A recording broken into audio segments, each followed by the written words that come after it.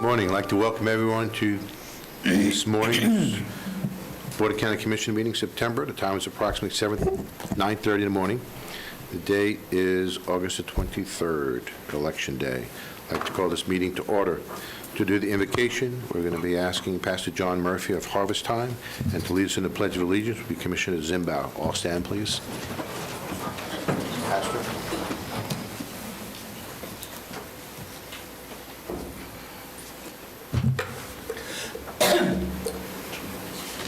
Thank you, Commissioner. Well, this is an appropriate time for us to pray with this holy hush that's come on this place this morning. And just want to pray, first of all, and say, Heavenly Father, we want to give you thanks, first of all. Your goodness and loving kindness that you've imparted to all the children of men. For your divine favor to those who love you and obey your commandments. You've said when two or more gather together in your name that you are in the midst.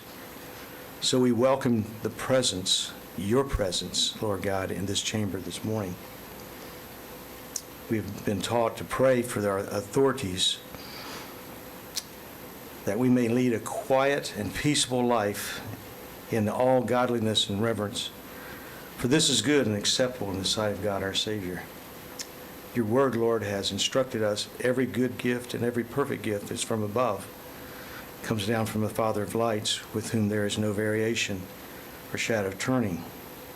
This is our confidence that if we ask anything in your name, according to your will, you will hear us and will answer our prayer. Lord, knowing that you're not a man that you should lie, we are open to receive gifts from you that will benefit all people and bring honor and glory to you. Therefore, we humbly ask for your wisdom and guidance for our county officials. Give divine insight concerning items of prime importance to make decisions that will keep Seminole County safe and prosperous under their leadership and with the partnership of the citizens. Let the eyes of their understanding be enlightened and give clarity of thought. Impart to them the spirit of wisdom and revelation to find equitable and sustainable solutions for every agenda that is presented to them for their governance. Protect our leaders and their staff and their families from all harm. Keep them safe and healthy and let them prosper and have good success. Keep our schools and businesses and churches safe and let righteousness, peace, and unity reign in our communities throughout Seminole County. We ask these things for the good of the people and for your glory. In the name of your Son, Jesus Christ. Amen. Amen. Please join me in the Pledge of Allegiance. I pledge allegiance to the flag of the United States of America and to the republic for which it stands, one nation, under God, indivisible, with liberty and justice for all. Thank you, Commissioner Zimbow. Thank you, Pastor Murphy. I also want to thank you for your hard work that you've been doing in the community for so long with Harvest Time, so thank you. This time we'll go to proclamations, awards, and presentation. The first proclamation would be presented by Commissioner Lockhart. Commissioner? Thank you.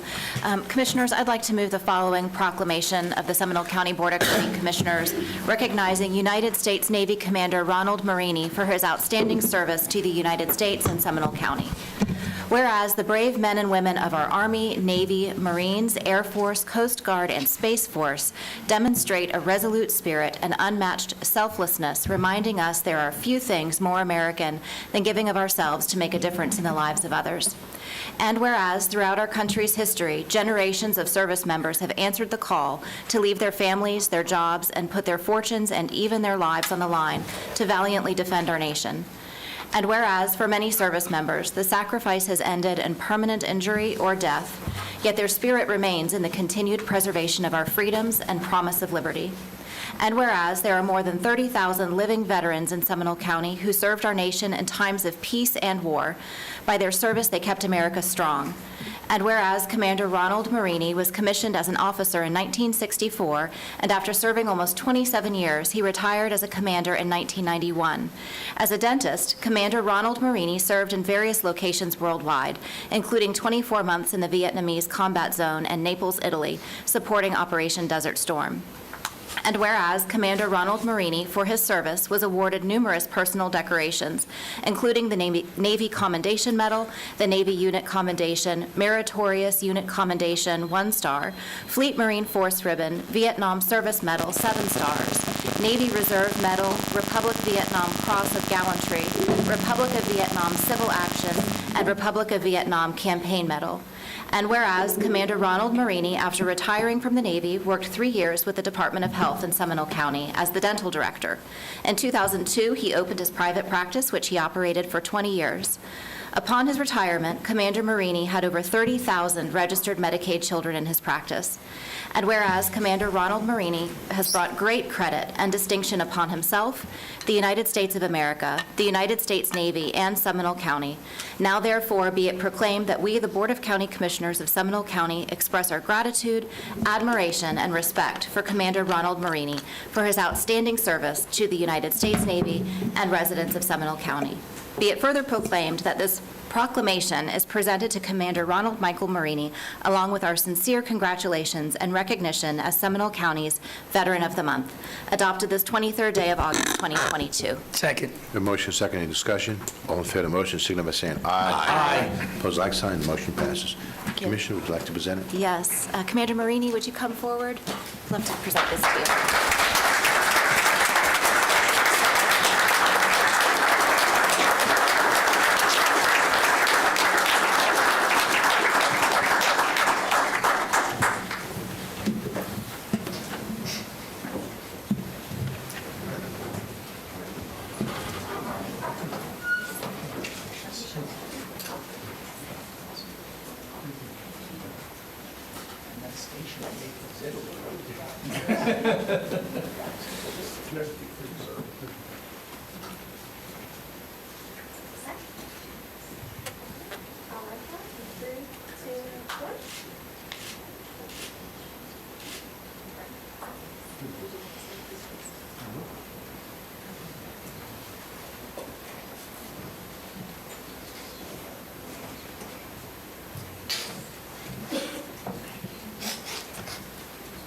Good morning, and thank you very much for this honor. I'd like to talk about some real veterans. My grandfather, my father, my uncles, and my cousins. I'm a little emotional. Excuse me. My grandfather was in the First World War fighting for the Italians before on our side at the time. In 1920, at the age of 25, he came to the United States, immigrated from Italy. He worked here for 10 years before he brought his family over in 1931. At that time, my father was 12 years old and didn't speak in English. I was born in 1942, and my father in 1943 joined the Army and was assigned as a tail gunner born to B-17. He and his crew flew to England in a brand new B-17, and when he arrived, he and other gunners were taken off the ship to go to gunnery school, and the rest of the crew went on their first mission. That crew never returned. My father joined another crew and continued on. He flew 28 combat missions. Didn't count the ones that they had to turn back on. And when 25 missions was rotation, which you rotate out of that after 25 missions, we stayed 3 missions more. My uncle was a paratrooper with the 82nd Airborne, and he jumped into the Netherlands on Operation Market Garden with 101st Airborne, which is Band of Brothers. He was wounded, received a Purple Heart, and he recovered from his wounds and participated in the Battle of the Bulge.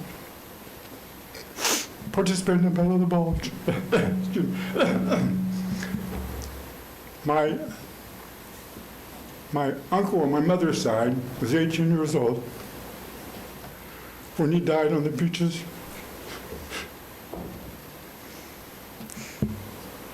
of Anzio, Italy. Anzio, Italy.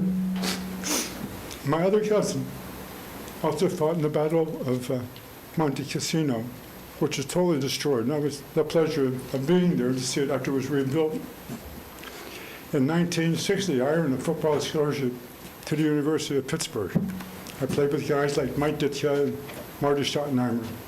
In 1964, I joined the military as a dental student, and the rest of it's history after that. So thank you very much for this honor. I appreciate being here. And the real veterans in my life were my family members. Thank you very much.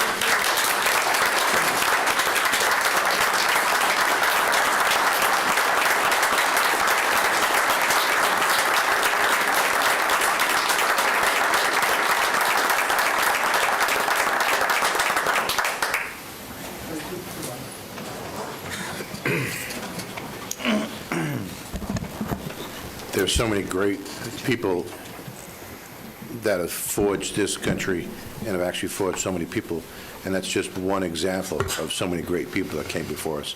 So thank you, Commander, and thank you for your service. Amen. Thank you. The next resolution will be presented by Commissioner Zimbauer. Commissioner? Thank you very much. Before I read the proclamation, we have quite a few agencies, many of which are here in the audience today, and I want to make sure we thank all of those. That would be Duke, Florida Power and Light, Department of Health, the Sheriff's Office, the Fire Department, Animal Services, Emergency Management, Disaster Medical Coalition, Florida Division of Emergency Management, and the Florida Department of Law Enforcement. And I would also be remiss not to let everybody know today kicks off Hounds Around Town for Animal Services, a great program for being able to get these animals out into the public, get you to interact with them, and consider adopting one of our fine animals that Animal Services has sheltered. So thank you all very much. Fellow Commissioners, it was my great pleasure to enter this proclamation of the Seminole County Board of County Commissioners recognizing September as National Preparedness Month. Whereas National Preparedness Month is an observance of each September to raise awareness about the importance of preparing for disasters and emergencies that could happen at any time. And whereas the Federal Emergency Management Agency encourages all community public safety partners to engage in promoting preparedness activities to bolster community resiliency. And whereas the 2022 theme for National Preparedness Month is a lasting legacy, the life you've built is worth protecting. Prepare for disasters to create a lasting legacy for you and your family. And whereas Seminole County's Office of Emergency Management has worked with Seminole County public partners to promote National Preparedness Month with community-wide drills, trainings, workshops, social media messaging to emphasize the importance of being prepared. And whereas during the month of September, we remember September 11th, 2001, as Patriots Day and National Day of Service and Remembrance to honor each and every life that was taken too soon. We honor first responders, emergency workers, service members who answered the call of duty, and the brave civilians that took action to save lives that day. Their courage continues to embody the American spirit and resilience, and their heroism continues to inspire new generations of Americans. And whereas Seminole County would like to thank our public safety partners to include but not limited to Seminole County Sheriff's Office, Seminole County Fire Department, the Florida Division of Emergency Management, Florida Department of Law Enforcement, the Central Florida Disaster Medical Coalition, Duke Energy, Florida Power and Light, and the Florida Department of Health in their efforts to ensure community preparedness and protect the residents of Seminole County in times of disasters.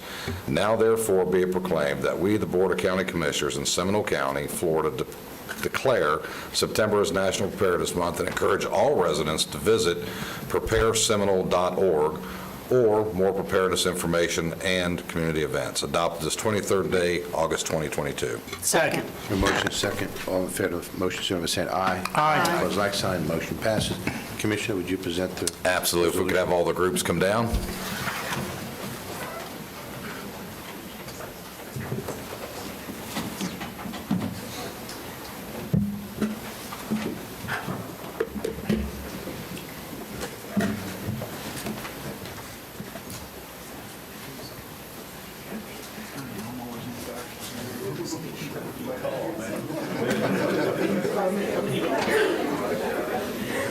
The dog.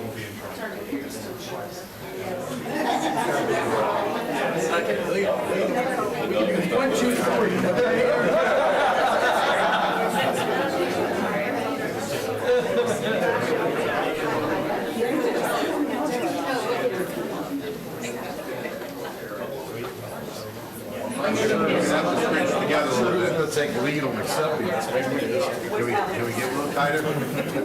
Folks, can we move to the left and the right? Get a little tighter?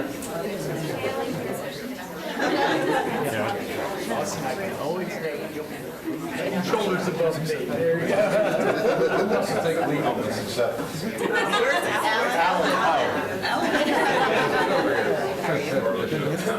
Give it to the dog. You do it.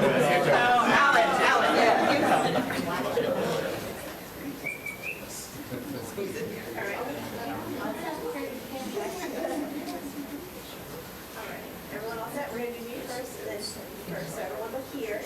All right, on my count. In 3, 2, 1. Okay. One more here.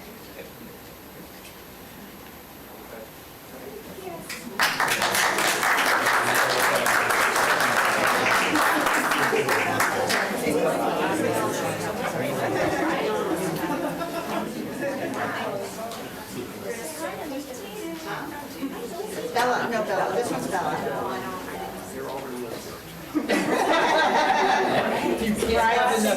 Brian's fine. The dog is available for adoption.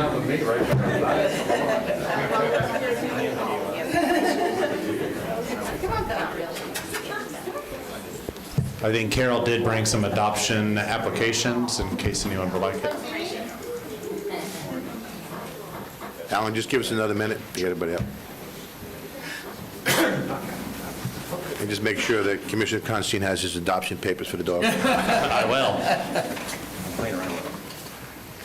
I was trying to get Commissioner Herr to do that, but Puts me over the limit. yep, I have a waiver available as well. I said the same thing.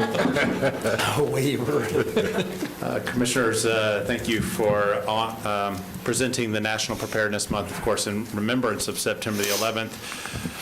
This month allows emergency management, as well as the other agencies that were listed here, to help our community prepare for the unthinkable.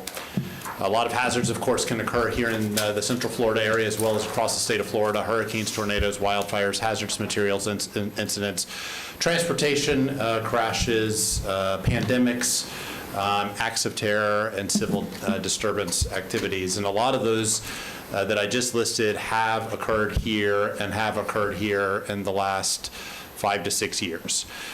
I want to thank the agencies that came up as they play a vital role in response to all of those hazards, from animal services at the pet-friendly shelters to the Florida Department of Health at special needs shelters, certainly during the pandemic with vaccines and multiple diseases now that we're dealing with across the nation.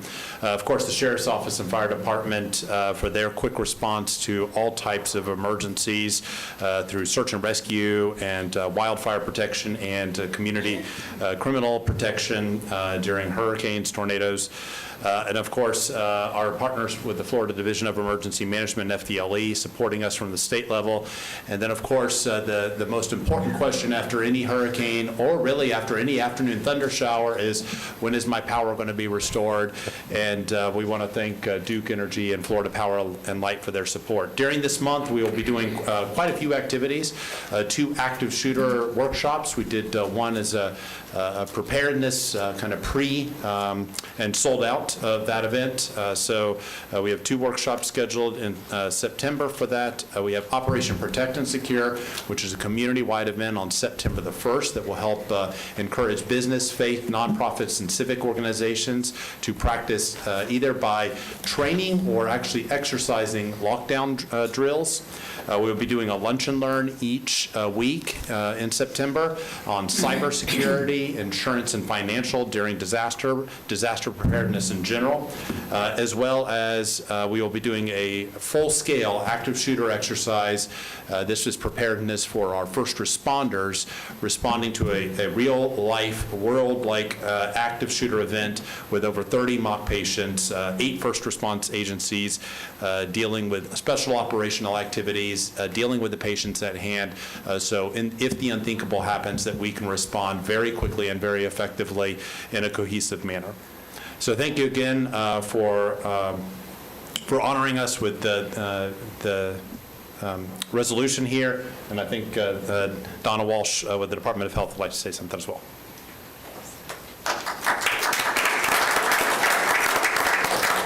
Thank you, Alan. Just real briefly, I wasn't scheduled to speak, but, with what we've been through for the last couple of years, I do want to extend on behalf of the Florida Department of Health, our sincere gratitude to the commissioners, to the county.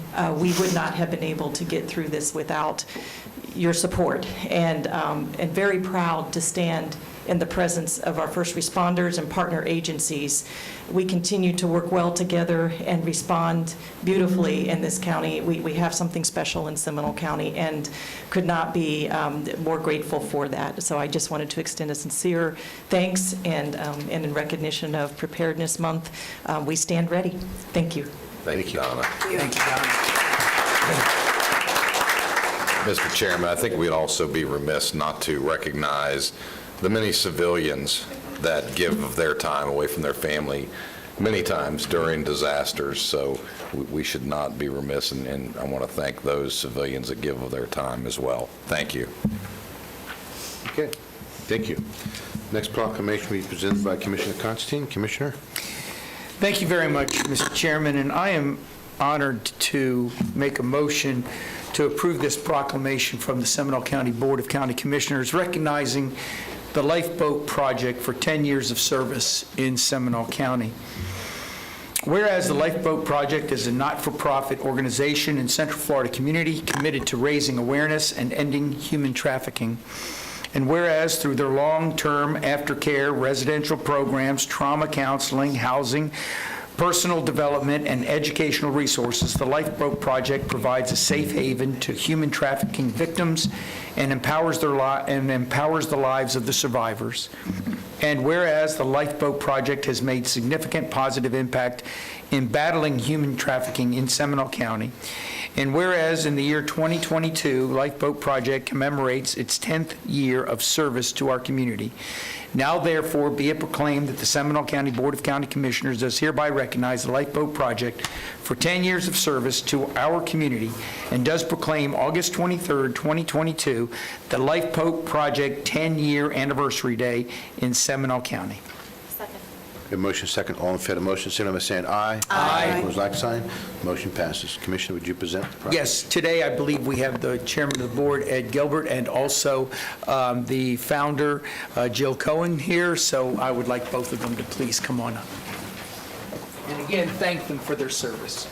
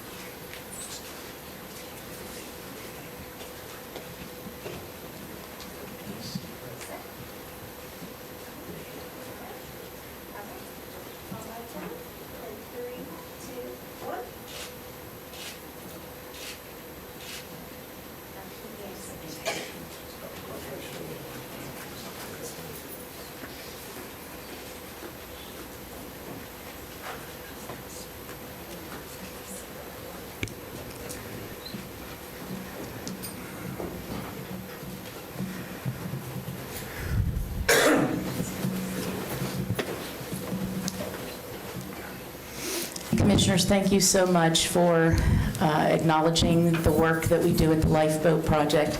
I am born and raised here in Seminole County, and when I found out about this scourge on our society, I said, not in my backyard. It has been an extremely difficult road when people just don't think that this is happening, but it is. It's alive and thriving, and Florida's ranked third in the nation, and so we had to do something. I just wanted to share with you the importance of, because sometimes people will say, well, what can I do? Well, you can open your eyes and you can learn. 2 weeks ago, Millie and I, and this is Millie Roman, who is the Director of Programming, I could not do this without her, we got a phone call from a manager, store manager at Publix around here. And she says, one of my new employees has been living in her car for 1.5 years with her 11-year-old child, and her trafficker found her at the Publix store. And by the grace of God, this diligent store manager had a day off and reached out to the Lifeboat Project, and we immediately had her come and interview with us. We got her and her child safe, and she just couldn't believe that these services were available for her. But we had our staff retreat 2 weeks ago, and we received this text from her, and I wanted to share this with you. She said, "Good morning. I just kind of realized something, and I wanted to share it with you. For the first time ever, I am able to sit down and relax in a safe environment. A place that you two provided for us without needing anything in return. And there's no catch. I don't have to sell anything in order to stay. And the best part is, I don't have to sell myself either. I can honestly say I've never experienced this. I'm in a clean environment where my daughter's safe at school, and I can be normal and sit on my butt and do absolutely nothing. I truly don't know what to do with myself, and sometimes when I'm in my head too much, it's scary, but most of the time it's kind of exciting. But it's a very new feeling to me. I keep waiting for the other shoe to drop. I'm waiting for somebody to go, psych, like this is all a joke. I don't know. It probably makes me sound stupid because I'm not really that smart at all. But that's how I'm feeling. So there's a couple of things I need to check on in line with my boss today, and I think I'm just going to sit here on the couch and watch stupid shows on Netflix and try to stay out of my head and just enjoy this new feeling of freedom. God bless all of you. There will never be enough words for me to be able to properly express to you all how thankful I am. I have met beautiful and kind-hearted people like you. Because honestly, I didn't think people like this existed. That most people like this were kind of like the Loch Ness Monster, spoken about but never seen. Long story short, thank you so very much. That's all the years of heartache and grinding. That is worth it right there. Lifeboat has really focused in the last year of shifting to helping trafficked mothers and their children.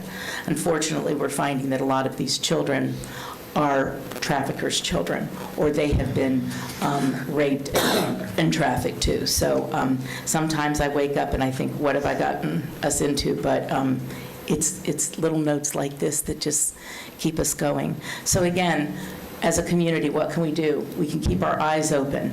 Her making this phone call, the store manager at Publix, actually saved these people's lives. And so again, thank you, commissioners, and here's to another 10 years. Thank you. Thanks. Fantastic.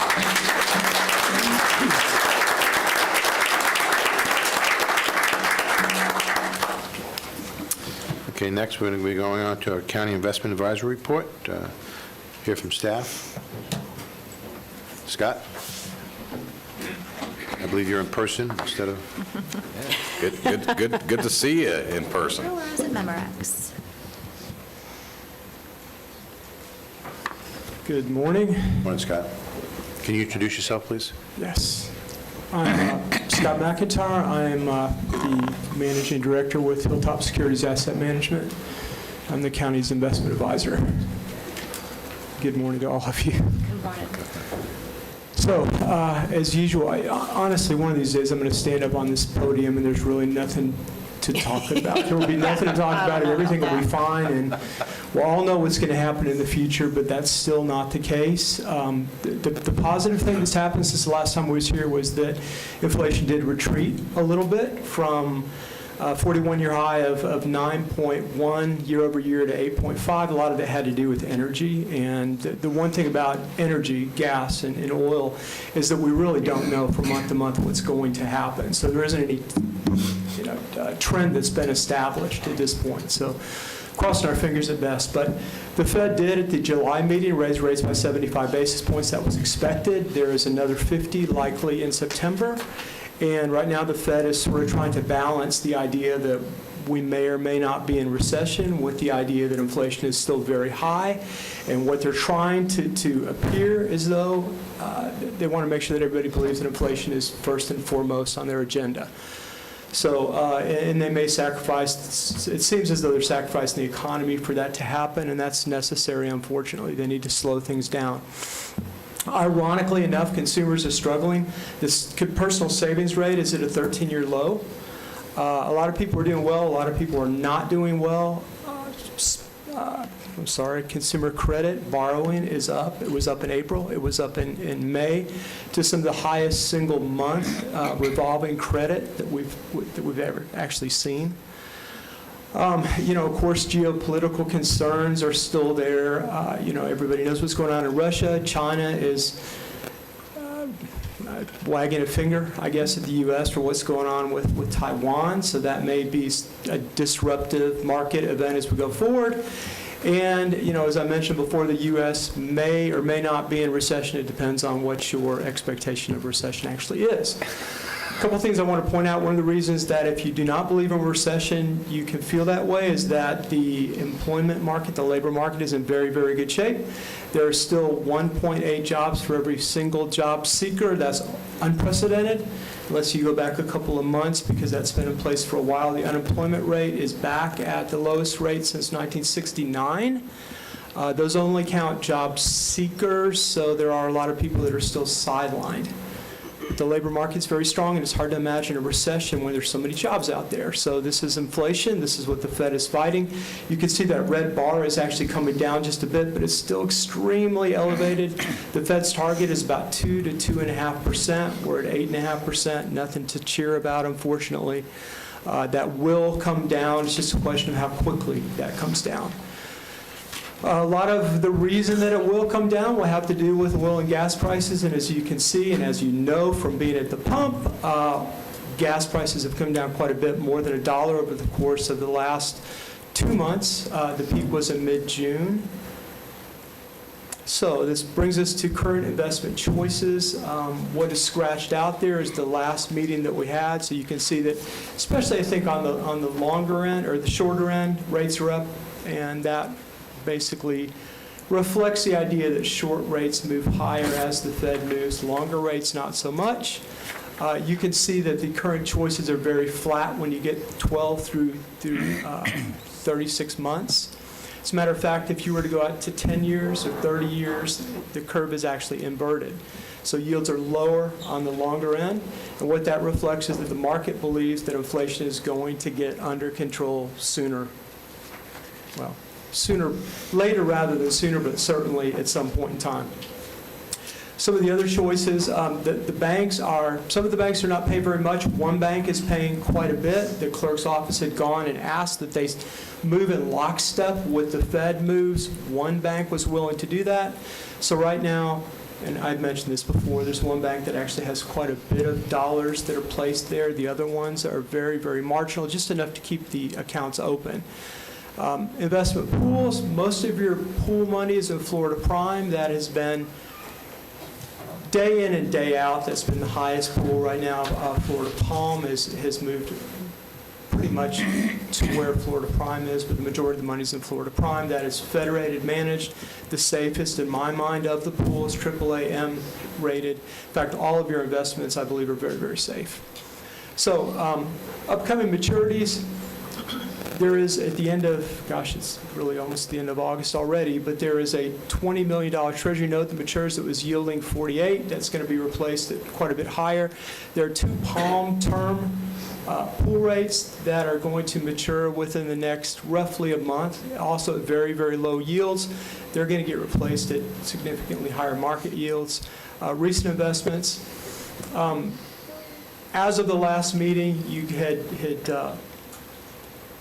given the clerk the mandate to move forward and make purchases. The 3 purchases that were made totaled $40 million. I do want to mention that Jenny Spencer at the clerk's office, on the afternoon that we had the meeting, thought that it made sense to do it as quickly as possible because of what was happening the next day, so we acted that afternoon, and wound up getting about 4 or 5 basis points higher than we would have if we had done it the next day. So I wanted to mention that. Yields have been all over the place, and that continues to be the case. So what I'm going to tell you, one day makes sense to invest. I'm not sure if the yields are going to be there. They may be higher, they may be lower. But the recommendations that I have are 2 $20 million purchases. As of the last time I checked, in February 24 and May 24, out roughly a year and a half, the yields are about 3 1/4. We're basically trying to build a maturity ladder. We want to make sure that your expenses are funded, that we're reinvesting back into the current market. We feel like that diversification is critical as we move forward. One other thing I want to mention before I step over to the next slide is that there was a maturity that happened on the 31st of July. That was a Sunday. It didn't get moved, obviously, until the bank opened the next morning. So the yields that I'm going to show you as of the end of July are about 4 or 5 basis points lower than they would have been if it was August the 1st. So there's so many little quirks here. I try to explain this in 5 to 7 minutes, and I miss a lot. I realize that. So the thing to focus on here is the portfolio stats. I've got July 31st, 22, and you were roughly between 8 and 9 months for a maturity, average maturity, which is generally pretty short. Average yield was 145. I did the calculation at 150 as of August the 1st. Again, timing issues there. The mixture between fixed and floating was roughly 4 to 1. Maturing within the next 90 days was $192 million. With the expected reinvestments and the purchases, by the time we get to the end of this month, assuming that we do the trades this month, which I expect we will within probably today or tomorrow, your yield will be up to 160.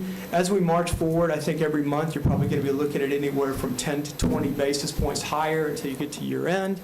Again, a lot of your existing securities will mature in a fairly short period of time.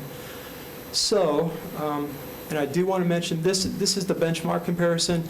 Again, we would normally be about 5 basis points higher if the timing wasn't different. Pretty much staying with where the benchmarks are. You know, you've got securities that are going to mature. I refer to them as a tail. They're lower yields that were bought earlier. They will move forward. Some of the other benchmarks are a little more timely. If you look at the yellow line, you can see what the portfolio average yield was as we march forward through the months. So I'm going to back up here just a bit. And so what I need from you is a motion to implement these purchase recommendations that I'm making. Based on the report that I've submitted today, to recommend that the clerk implement these recommendations. Scott, before we do that, I just want to ask, Shane, do you have any written request? Is there anyone in the audience that would like to speak to the board on this topic? Anyone in the audience? Seeing none, we'll close public input. Board direction? Move approval. Second. A motion is second. Any comments? Commissioner Herr? Just for clarity for the record, I think the recommended purchases is 2 $10 million purchases, not 2 $20 million purchases. So the verbal statement didn't align with the presentation. Let me restate that, and thank you for clarifying. So what I'm recommending is 2 $10 million Treasury purchases this time. Thank Does you. the motion or second do you agree? Yes. Yes, of course. Okay. Any other comments? Seeing no other comments, all in favor of the motion, signify by saying aye. Aye. Opposed, like sign. Motion passes. Thank you, Scott. Thank you very much. This time, move on to item number 5, which is the presentation about the Seminole County Broadband Project. We'll hear from staff. Good morning, Commissioners, Chairman. For the record, my name is Melanie Kuntz, Assistant County Manager. The presentation this morning will provide an opportunity for you to better understand the broadband needs of Seminole County. As you know, late last year, this board approved a contract with Magellan Advisors to conduct the assessment to determine who might be unserved or underserved in our community. The scope of work included determining the target projects, identifying possible funding sources, and developing an action plan that the county could follow. As Magellan Advisors will detail shortly, the assessment results follow numerous community outreach sessions, public surveys, speed tests, input from the FDEO, as well as our local technology planning team. The information shared today will also be discussed with that team this Friday, and they'll have an opportunity to give their feedback. Again, I want to thank you for your continued involvement, and now I'm going to turn it over to Courtney Violette to present the update.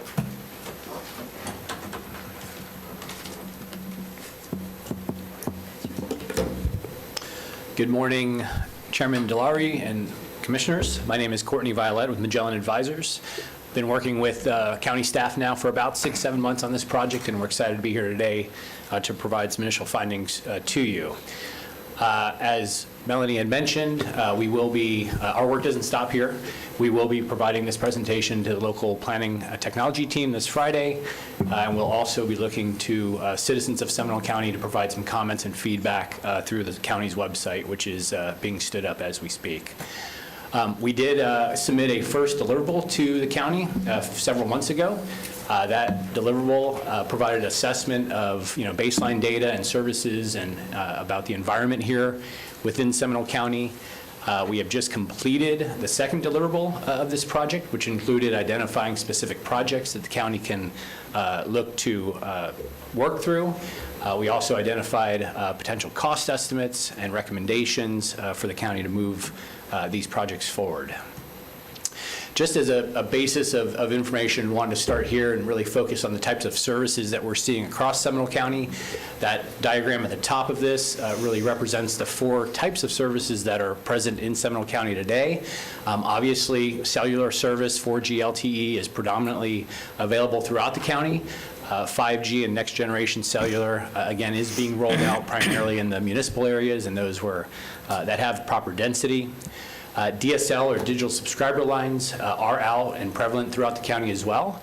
This is a legacy technology which is being retired and being replaced by fiber optic in some areas, as well as built out by your local cable company.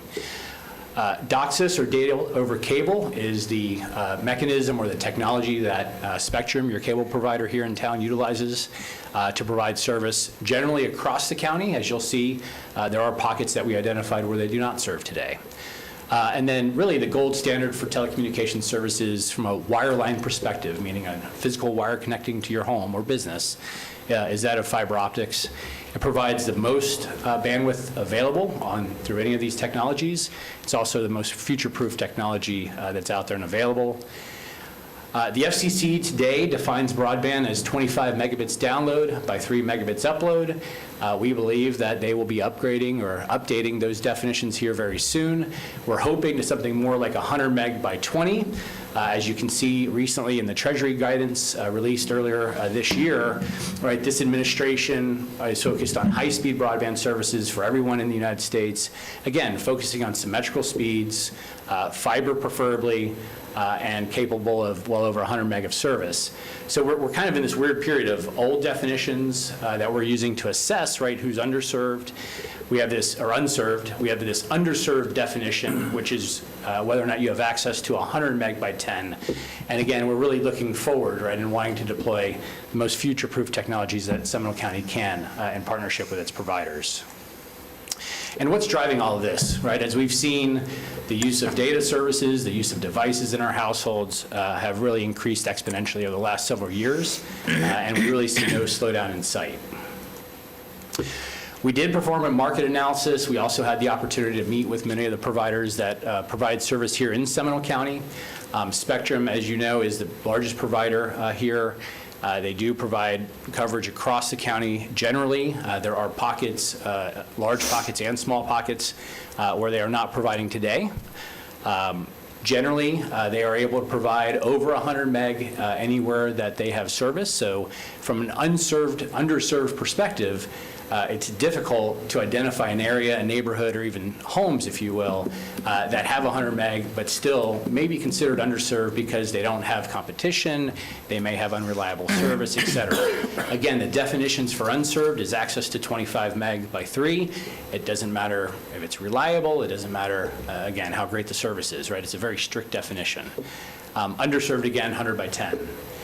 AT&T is building out pockets in Seminole County. We did find several neighborhoods where AT&T fiber is being deployed. And Lumen is also building out areas as well. We found several areas in Seminole County where there's old legacy DSL owned by CenturyLink or Lumen. But again, they're coming in under the right circumstances and building fiber within those neighborhoods. This did not seem to be a full, countywide rollout strategy, but more, specific areas that made sense for their strategy. We also completed a survey in the first quarter of this year. We had about 1,800 respondents take that survey.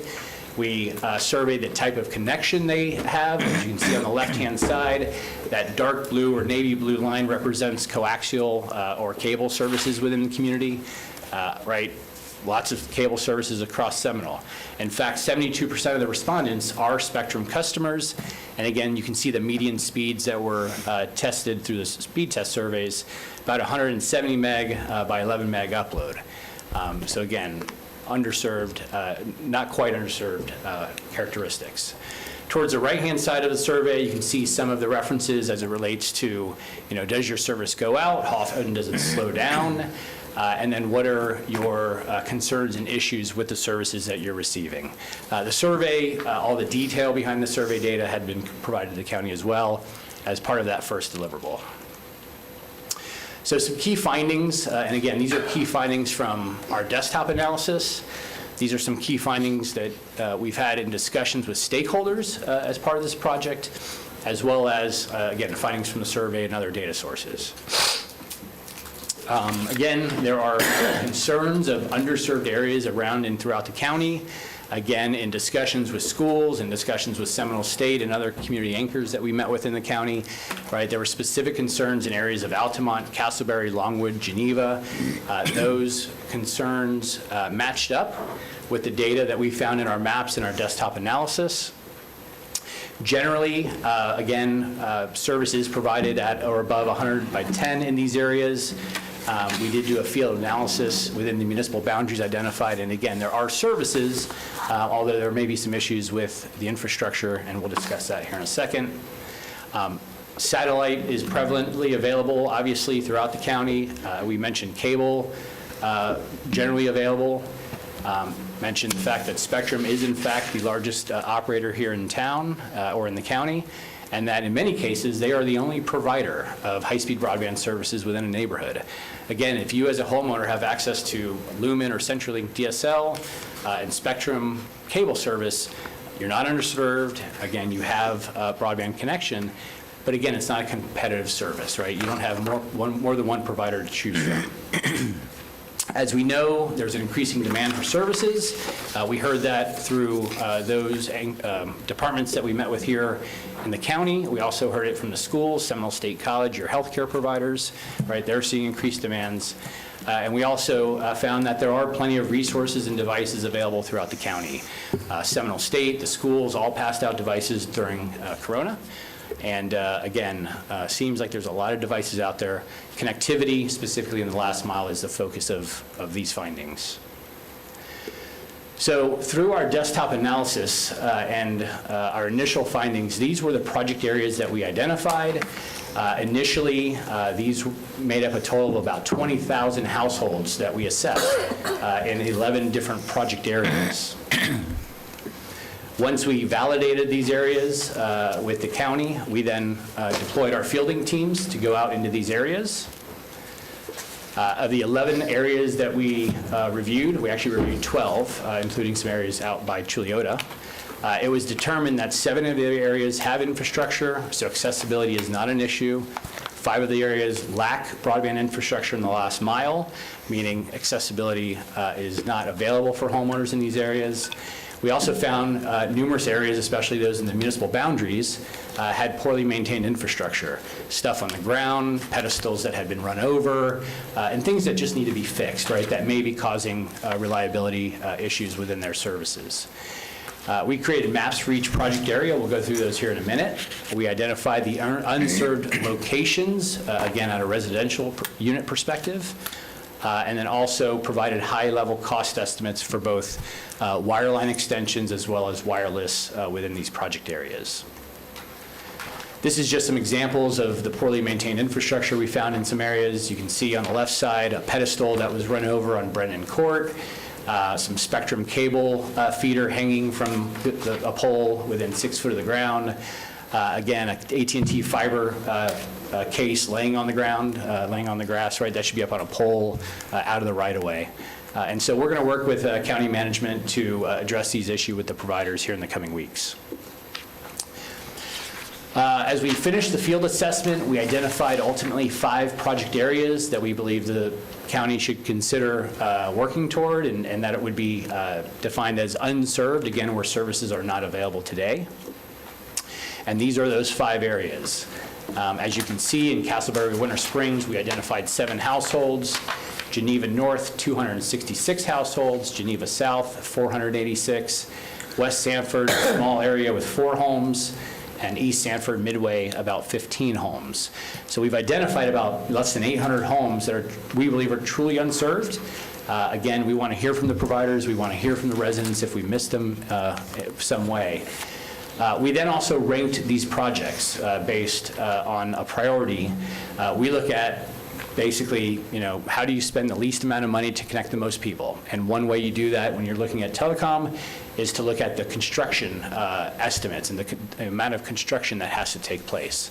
So this is a very basic prioritization based on the average distances or the amount of construction that would be required to touch or connect each home. As you can see, Castleberry Midway, about 167 feet per house. As you can get out to Geneva or West Sanford, those distances grow quite a bit, over 500 to even 600 feet per household. All of that drives cost, as you'll see here in a few moments. We did create a project for each, or a project map for each of the project areas. So this one here in Castleberry, you can see there are 7 homes in a small neighborhood that just aren't connected. It looked like essentially service just stopped at the end of the street. Why it did not progress down the street, again, we don't know. We're going to find out. But in this case, right, it would be a very simple extension, we believe, for an existing provider that's serving, again, this area already to deploy cable to these 7 homes. As we look to Geneva North, again, 266 homes. This is a much larger area to cover. As you can see, the costs here from a high-level perspective are about $5.6 million. Potentially deploy a wireless solution in the $540,000 range. There are some pockets out here, again, where an incumbent provider could easily extend to serve some of the area, but not all of the area. Same thing here in the Area 3, Geneva South.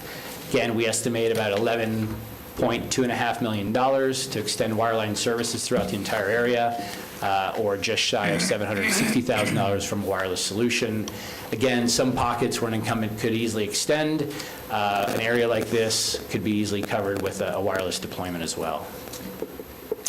West Sanford, there's 4 homes we identified. Again, easy extension for an incumbent provider there. And then same thing here in the East Sanford and Midway area. You'll see 2 project areas totaling about 15 homes. So in all, again, to cover those 780 homes, we identified costs between $14.7 million and $16.8 to extend a wireline connection to these homes, or an estimated about $1.4 million to provide wireless services. What's driving these discussions? What's really driving this study itself? There is a large amount of funding that's out there, that's been out there for the last 24 months or so, which started with the CARES Act. Under ARPA, right, counties, cities, municipalities received funding as well, $1.9 trillion, and of that, there's about $350 billion that was eligible to fund broadband projects. Some of that funding, you, the commission, have earmarked towards broadband. And then also, there are several additional funding pots that are being made available, again, to counties, subdivisions of the states, to focus on last mile services. There will be about $42 billion here later this year, early next year, that will be divvied up to all the states here in the U.S. And then the states will determine how they create grant programs to flow those monies down into the counties, to the cities, and then also to the providers that will be extending service in these areas. This ratio of how funds will be distributed amongst the states is going to be directly tied to the numbers of unserved and underserved households that are in any given state.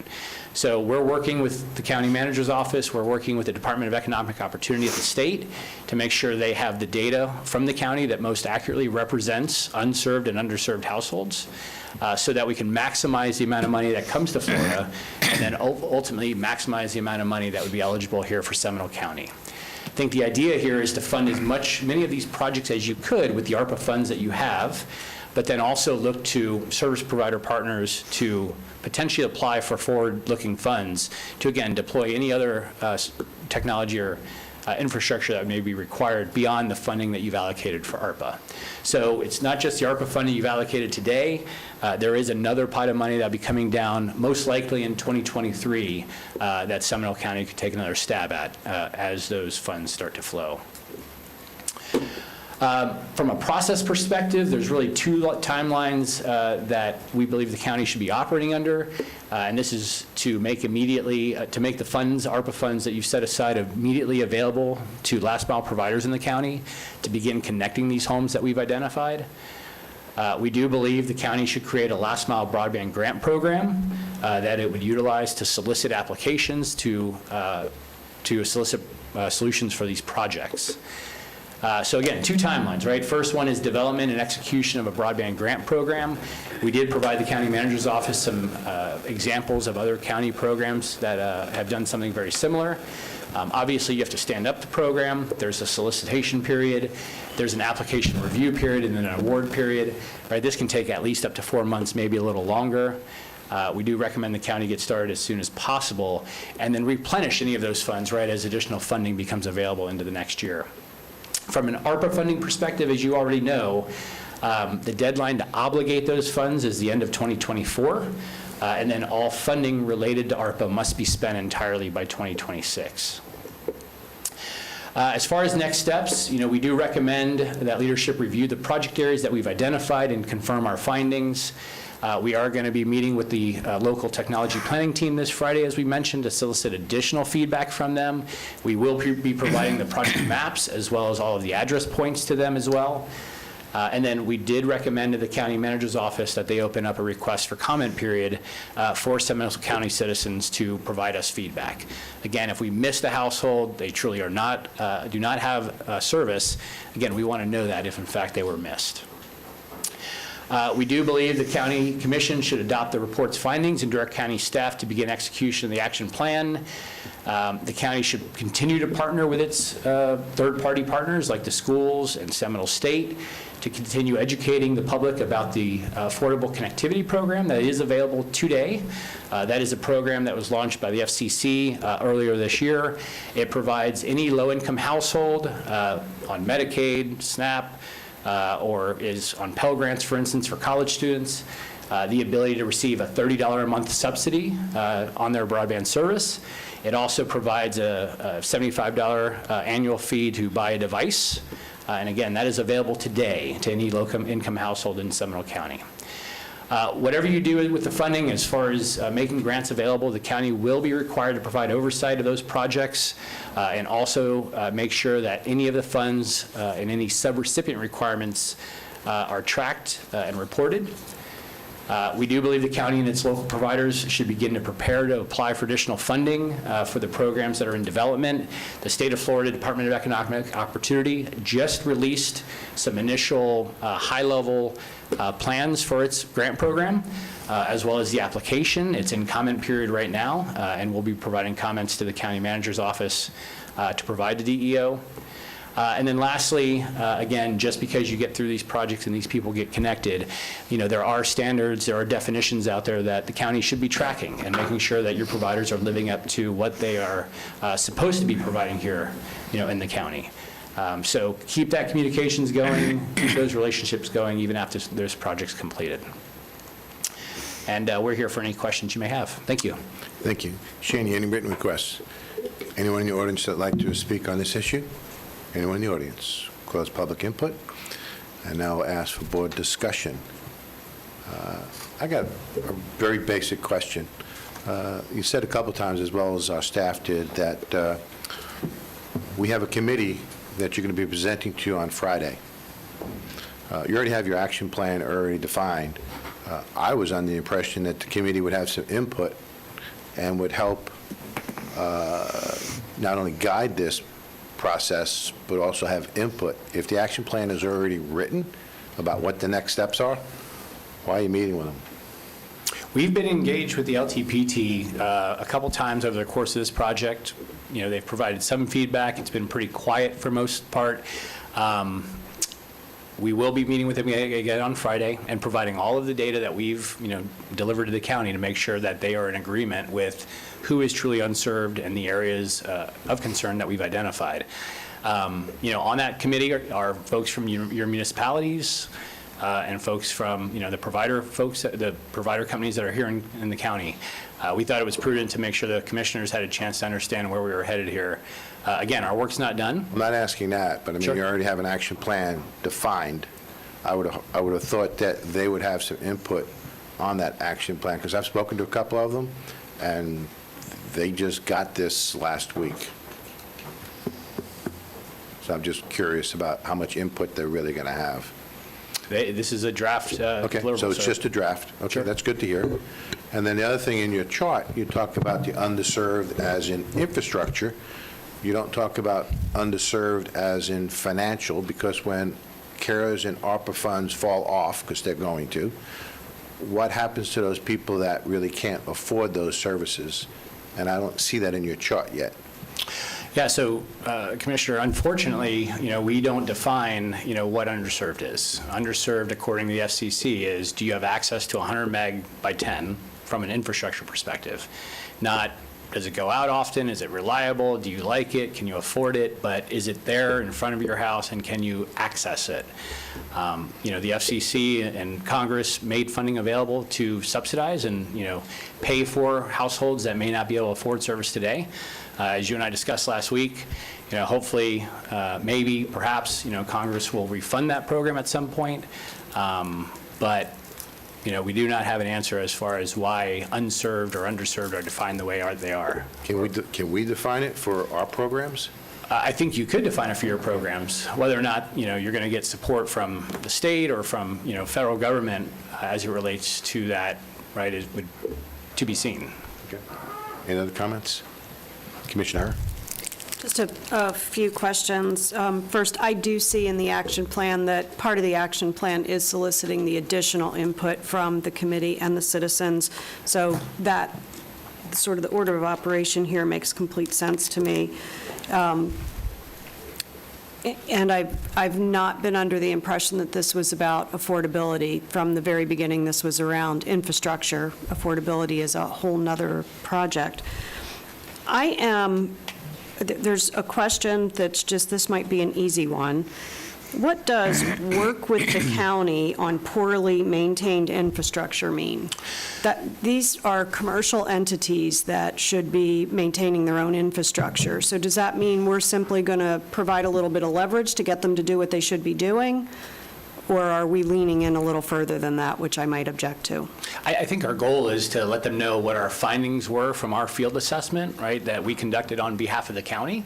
And if we're finding things like, pedestals that have been run over and not replaced for months or even years, right, that the county should put them on notice that, hey, you need to take a look at this and clean up our rights of way. I don't know that that's a code enforcement action or anything else that the county may want to take on, but at least providing the images, the pictures, and asking them to do something about it, I think is what we intend to do. Perfect. Second question, given the price differential, why would we ever even consider anything other than wireless? So, as we look at future-proof, technologies, a wireline connection to your household or your business is going to provide the maximum future-proof, meaning, you won't have to replace it, you won't have to, build another connection at some point in the future. Fiber optics it allows you to basically update your equipment or upgrade your equipment on each end, and you can scale and grow, capacities well into the future, right, next several decades. Wireless is great. It does provide a level of service in areas where it makes sense. Wireless is a great complementary service, just like mobile is in many cases. But you may not get the same, you will not get the same speeds. You cannot provide the same level of service. And I think it's seen as, this kind of once in a lifetime opportunity to fund projects with, federal and state funding. It makes sense to try to make sure you're, enabling technologies that provide you the best future-proof ability in these areas. Wireless is great, but you're normally upgrading, equipment and all of that stuff about every 5 to 7 years. Thank you. That's it. Thank you. And Commissioner Hurd, just to answer your question, the first comment, in our survey, and generally we focus on access, affordability, and reliability, because we see those as really the 3 pillars of concerns. The FCC and the way all this funding is coming out really has our hands locked a little bit in what the definitions are for unserved and underserved. Commissioner Lockhart.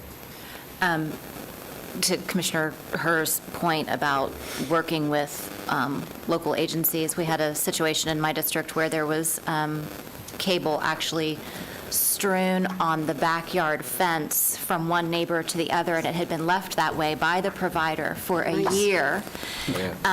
Multiple attempts by the residents failed, and unfortunately it took our office reaching out fairly high up the local government relations food chain of the organization to get it addressed, and that it shouldn't be that way, but unfortunately sometimes that's what gets their attention. I do have a question about item number 1 on the action plan. Leadership should review the project areas. Leadership, like the 5 of us, leadership, staff, leadership, because I had a question about one specific area and whether or not those homes had already been identified for remodeling. Sure. And so, who are you expecting to do this? Whose leadership? County manager staff is, our project team is really what we're looking to. Okay. And I figured that was the answer, but I just wanted to make sure, because leadership's a broad definition. Sure. So sometimes it's really important that we know exactly who it is that we're supposed to be holding accountable for certain action items. I'll echo the comments about wireless. I think that there might be some opportunities to implement that in certain places where it might not, cost is going to be a factor in this rollout, so we'll have to look at what makes the most sense. I also had a question from the perspective, and I'll be very curious to see what the community's feedback is, particularly in the rural area. The idea of putting infrastructure hardwired in a rural area that typically is opposed to having infrastructure. I'm going to be very curious to see what the feedback is about that, and if that might be a more appropriate place for the wireless. While we want to give citizens all of the services that they need, are we sending a mixed message by putting that type of, and I'll look to the commissioners who have most of their districts in the rural area for feedback on that. But that was a question that I had as well. The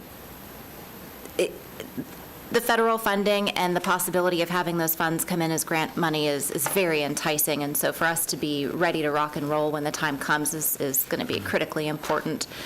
I wish that we knew exactly what we were going to wind up with so we could plan appropriately. But I think you've done an excellent job. And As far as the cities participating on the technology plan, are those, did I see areas other than Castleberry identified, or was that even unincorporated? There were a couple small neighborhoods in those areas. So are we assuming from this report that the vast majority of the incorporated areas of this county have service? We are. Okay. And remind me, did the cities participate with ARPA funding for this particular project? Some cities did, but not all. I can't name all 7 off the top of my head. I know we have at least 2 that did not participate in the broadband study piece. Okay. But some have. I believe 4 did and 3 did not. Okay. And I'm assuming that those would be, particularly, we would be interested in their feedback since they have skin in the game. Absolutely. Okay, great. Thank you. Thank you, Mrs. Zimbauer. So I'll try to go as quick as I can because this mirrors my fellow commissioners' concerns. I think the fastest deployment and biggest bang for the buck absolutely is wireless. There's no question about that. Secondly, to the rural area, there certainly are mixed feelings in the rural area as to what some people want versus what other people want. Some people don't want anything. They want no plug into the outside world whatsoever, nor do they want anybody coming across their property or put an easement or right away to put fiber optic. So I would agree the rural area is probably a wise consideration for the wireless possibility for the best bang for the buck. Secondly, when we kicked this off, I had no belief that we would be considering giving grant monies to private providers to fill in, say, 7 homes, 12 homes, 14 homes, specifically when they're already in that area.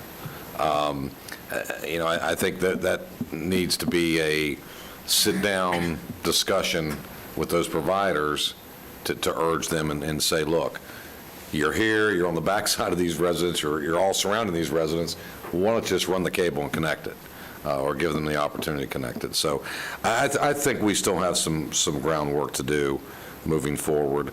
I would also agree the bar that the feds have put forth, albeit is a pretty low bar.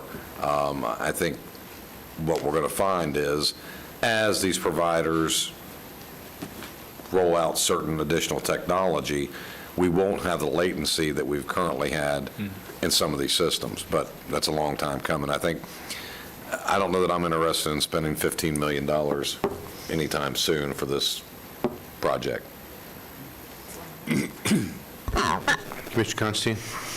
Thank you very much. So, all good comments from my fellow commissioners. But we talked about the 5 projects, but I see a number of different areas also that are underutilized or underserved. What is the long-term plan for them? Those are the 5 areas that we identified?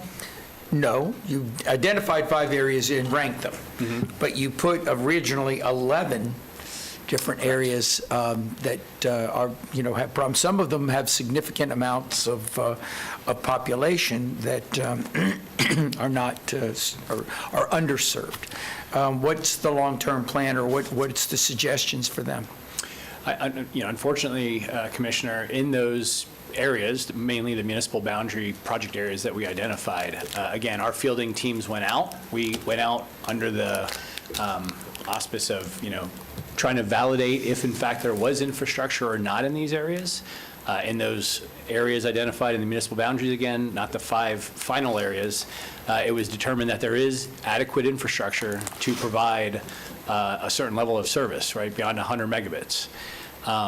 Again, as you look at Spectrum's plant here, or their service area within Seminole County, if they have a cable offering, they can, for the most part, provide 100 meg of service, which means they are not underserved.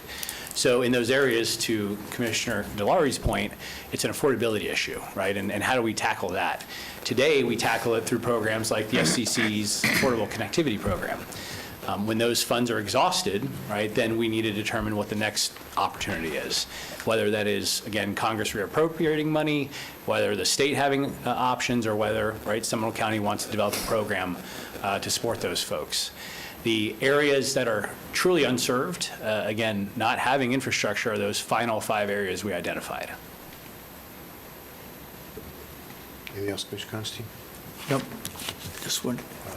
The only comments that I would have is that I have a hard time myself philosophically providing federal money for private companies that should be doing this because they're for profit. That's just my philosophical concern. And again, it's the affordability issue. So if you provide, areas that are not being served, the infrastructure, the money to provide the infrastructure, and people still can't connect to it because it's the affordability issue, you still haven't fixed the problem. And I'm looking for you all, as well as the committee, to come up with suggestions on how to actually do that. And that's what I'm hoping that the next round of information will provide. I hear you loud and clear, Commissioner. That's just my opinion. Because I know with CARES Act money, we work with the school system. The school systems did a phenomenal job of providing tablets and ways of connecting to the internet so kids could actually have that ability, children could have that ability. And I think that's the big issue that's out there, one of the big issues, as well as adults. I mean, there's so many things that need to be done, and it's the affordability issue, not the definition of, can they connect to it or not. So that's my opinion. Commissioner Lockhart? Just one question for clarification. The DEO's broadband availability map, we talked about this earlier, they can only reflect on their map the information that they're given. Would you say at this point that you have shared the information that you've gathered with them and our area would be up to date on their map? Or are there still things that are out of sync? Right, so the traditional maps were all made up from FCC 477 data, right? And that is, if a provider serves a single household in a census block, they can claim that they serve the whole census block, right? That's the data we've been operating under for the last 10 years, give or take.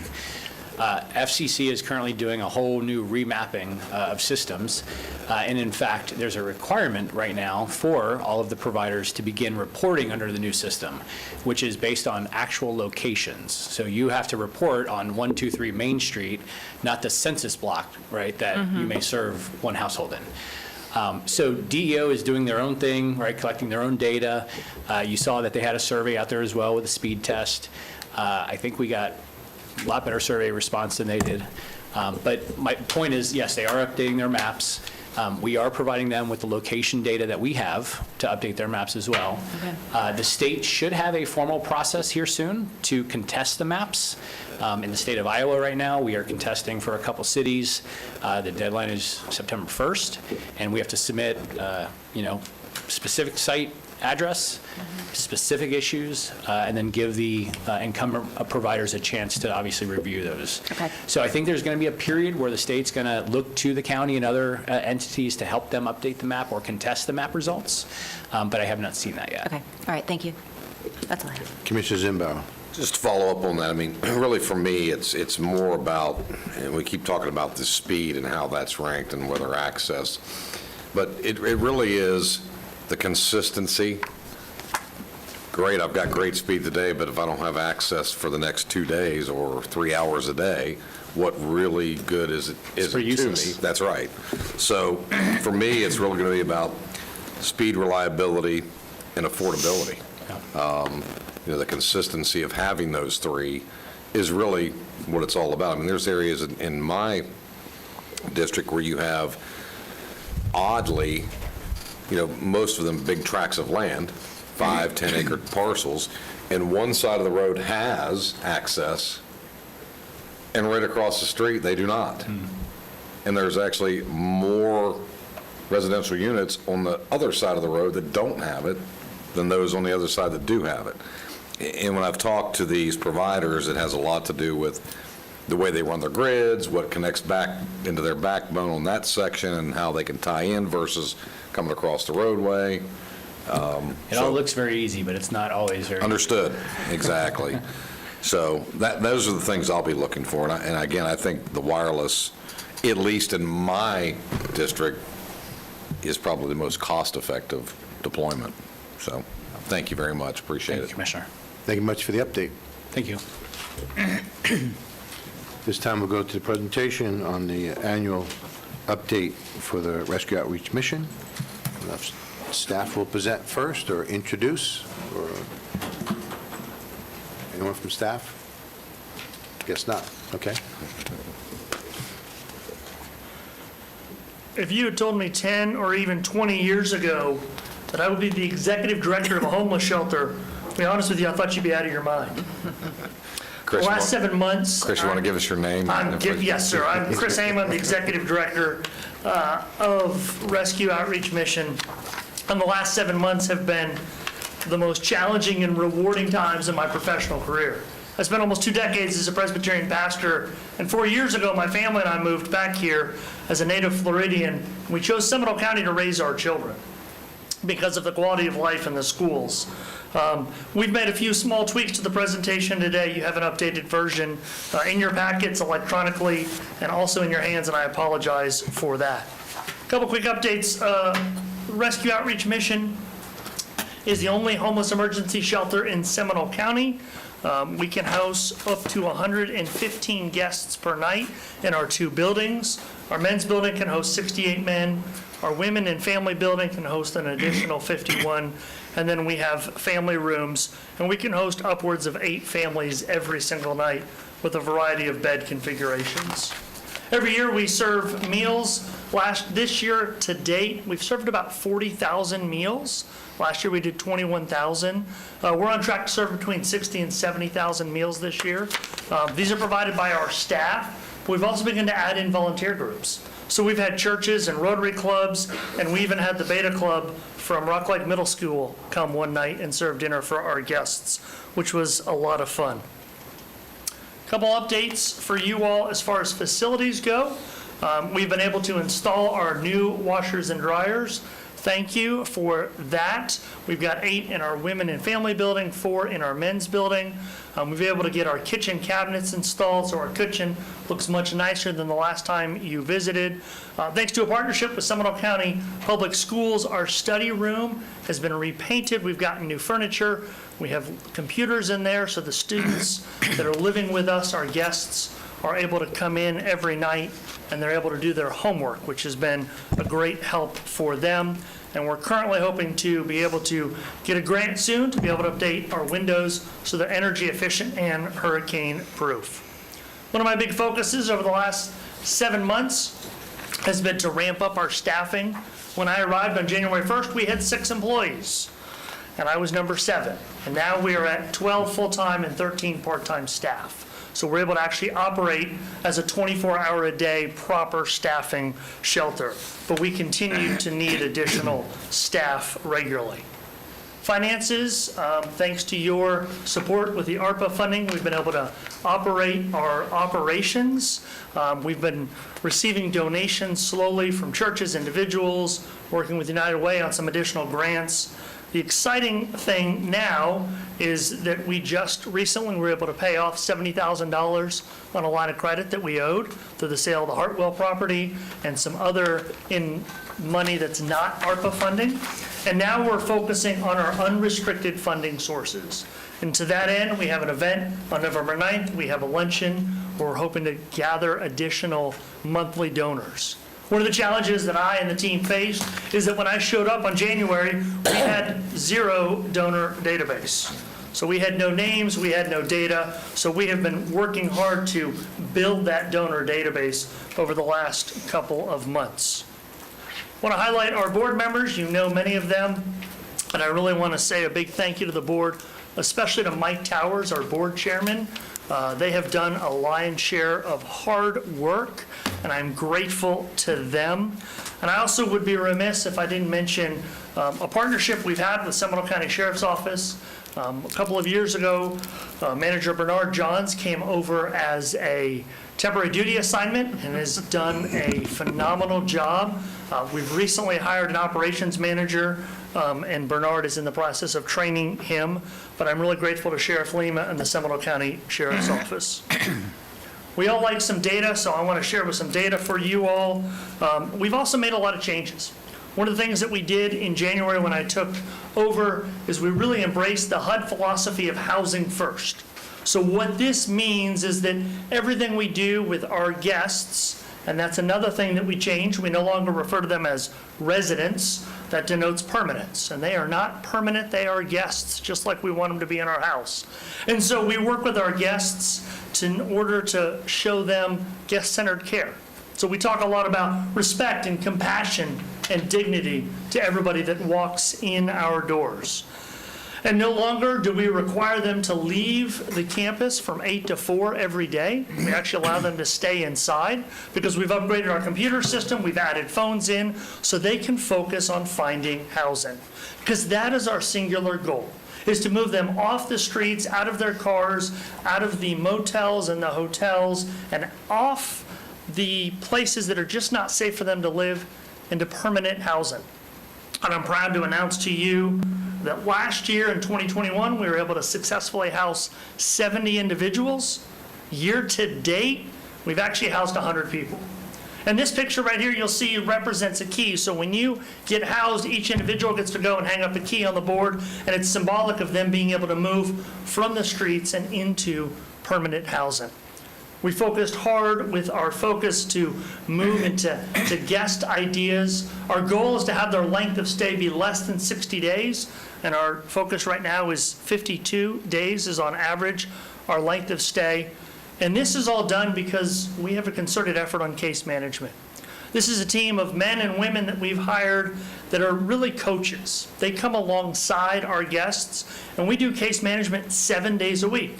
Many agencies are like Monday through Friday, 9 to 12, but we have a case manager on staff every single day of the week and at least 2 evenings. So our guests, when they get off work, when they get out of school, they have an opportunity to have someone come alongside and listen to them, care for them, and encourage them in order to find successful housing outcomes. Speaking of which, I want to share with you 3 quick stories about some of our families and some of the lives that you've helped to change. Monica came to us. She moved here from Alabama and was living in a hotel. She thought Florida would be the place of dreams because this is where magic is made at Disney World. She had to get away from a bad situation in Alabama with her 2 daughters and didn't know where to go. She ended up in a low-rent motel that was very dangerous and about out of her funds. And she heard about Rom from another lady at the hotel, and she and her 2 daughters moved in with us. They got very aggressive on looking for housing. Her children were enrolled in Hamilton Elementary, and after about 64 days, we were able to get them into an apartment at Worley Park with a 2-bedroom. And the daughter looked at me and said, I finally have a bed that I can sleep in that's my own.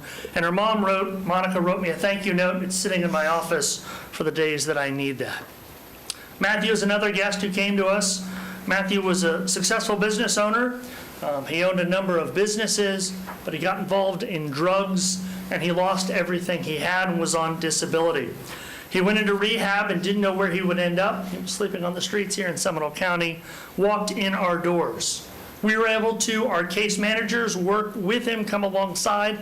We were able to actually get him his disability payments of $1,600 a month, and we were able to help him acquire, after 32 days in the shelter, a room for rent for $525. And as he told me was, hey, Mr. Chris, I have a room for rent with cable and air conditioning. It's fantastic, and I'm thrilled. And lastly, I want to tell you about young Kendall. Kendall's the girl right here in this photo. She and her family were living in rural Wisconsin. Kendall was diagnosed with cancer. They had extended family here in the Central Florida community that told them about our great hospital at Advent Health, and so they moved down here. And through a series of unfortunate situations, they ended up living in their car or a motel when they could put together a couple of dollars. And they didn't know where to turn. Kendall and her brother, Nico, were enrolled in Seminole County Public Schools, and because of our partnership with the FIN, or Family in Need program, they referred them to us. So they were able to move into the shelter so they could focus on their daughter's care. Kendall continued to receive chemotherapy and radiation in order to cure the cancer that was inside of her body. Dad was able to get a car, he was able to find a job, and Mom looked at me and was able to say, we can focus on our children now and not have to worry about sleeping in the car while we're treating her for cancer. I'm happy to tell you now that Kendall is cancer-free, thanks to Advent Health. She is able to be free. Dad got a great job. They found an apartment. They moved out, and they are thriving.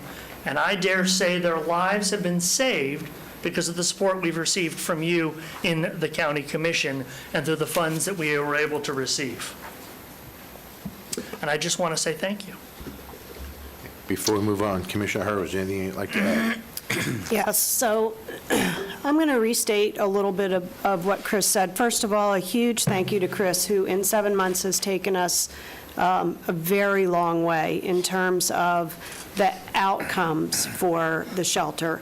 The shelter, under the leadership of Mike Towers, was actually holding itself together through some really rough times and never, ever shut down. And we all know Mr. Towers is one of our most persnickety citizens, but... Persistent. Persistent? I'm going to say persnickety. Okay. He is That also too. persistent. Yeah. There's another word that starts with P, but I'm not going But to say no, it. I'm going to, now, hey. I am just going to say that if it were not for Mr. Towers, the doors would have shut. So he is there at 2 o'clock in the morning fixing the rammed front door. He is there at 9 o'clock in the morning with a whole host of contractors that are there serving at his will, free of cost, to bring this place up to speed. And it is a place that we are now proud of because of his persistence. He is my favorite person to spar with because we come to a better outcome when we do that together.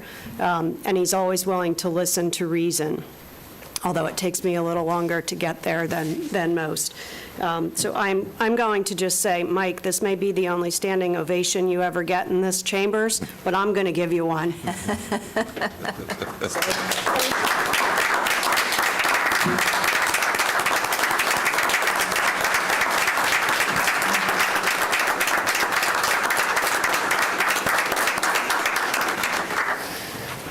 I'm also going to give a shout out to Allison Thal, who has a little less leeway to be as persnickety back with Mike, but it is through her leadership that we were able to pull this all together in terms of not only funding, but making sure that we're following all the rules. And there are more rules than I can ever begin to state.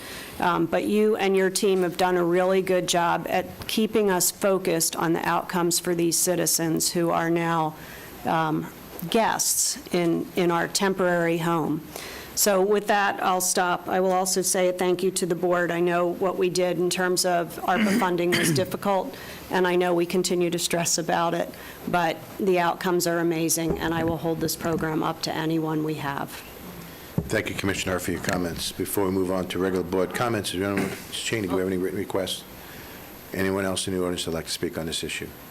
Would you mind coming to the podium and introducing yourself? You'll have 3 minutes.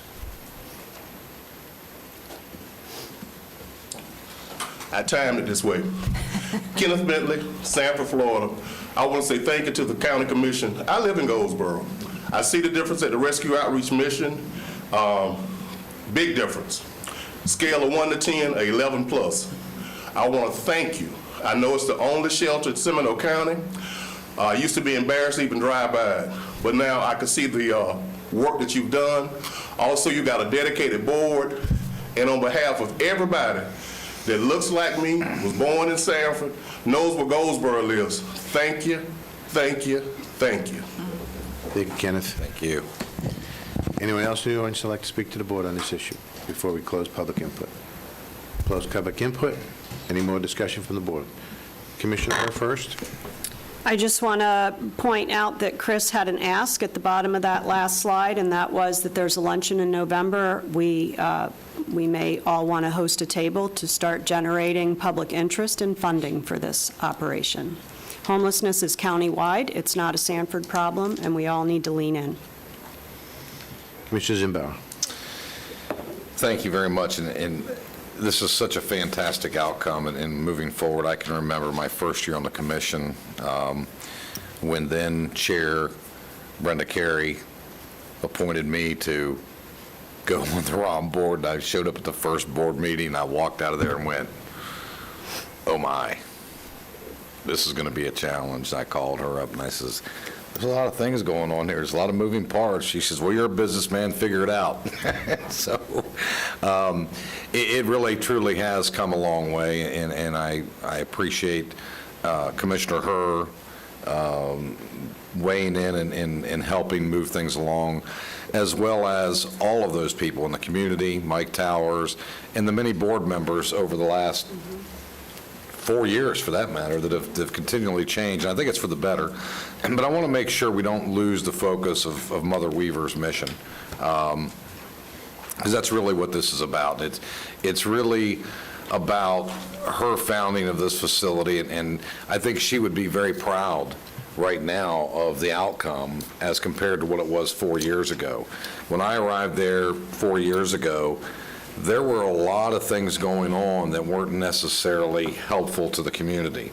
There were a lot of things that weren't necessarily being done for the right reasons. And I think we have a lot to celebrate now, and like Commissioner Herr said, over the last couple of years, what this community's been through. But I would also like us to see us lean on our 7 cities. This is the only homeless shelter in the county. We need those partnerships, and some of them have helped, but we really got to lean on our partners in the rest of this county to make that work. So anything any of us can do to facilitate that, we should be glad to do so. So thank you very much. And Chris, great job.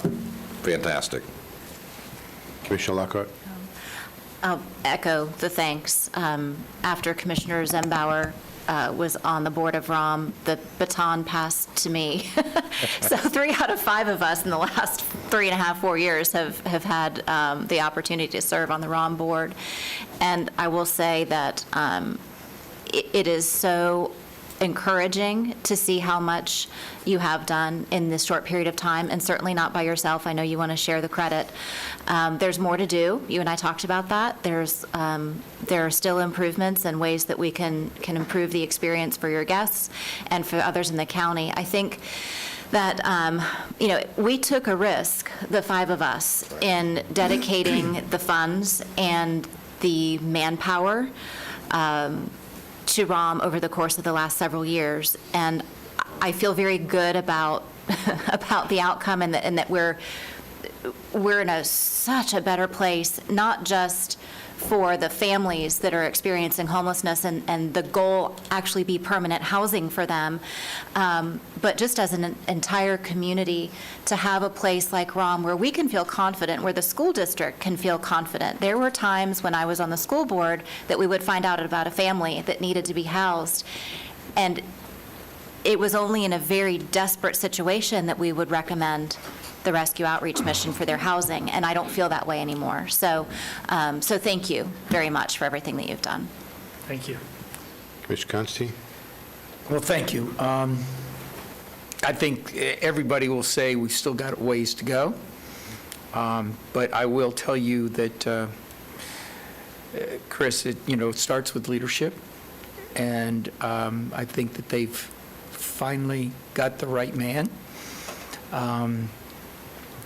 But I will also say that I want to give a shout out to Commissioner Herr, because I can remember when I became chairman, the first thing that Commissioner Zembauer said is, I don't want to do it. Commissioner Lockhart, I don't want to do it.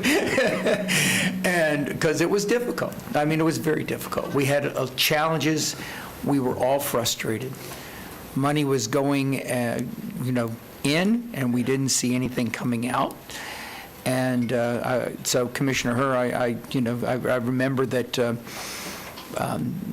when I did appoint you, you said why, but you have done a very good job in extremely good job in expressing our needs as a commission to this board, and I think that the most important thing many times that we do here is to select the right person for the job. And so I think the board selected Mr. Ham the right person for the job, and much is expected, continue to expect out of you, because this is something that is extremely important. and no, by our own, by us also putting so much attention and resources into it, we have shown how much we believe this is important. So the fact that, we're starting to see those results is extremely encouraging. And I just wanted to thank all involved. Mike already got his standing ovation, but I do want to thank everybody on the board that has done such a great job in also promoting the excellence that has started to come out of the rescue mission. So congratulations to all. Thank you, Commissioner. Thank you. Just in closing, I'll echo all my fellow commissioners, all the hard work. I think Commissioner Hurd has done a phenomenal job, as well as the other board members. And Mr. Towers, Commissioner Constantine's right. You got your standing ovation, so you're welcome. And he understands what I'm meaning. He doesn't take that personally, I don't think.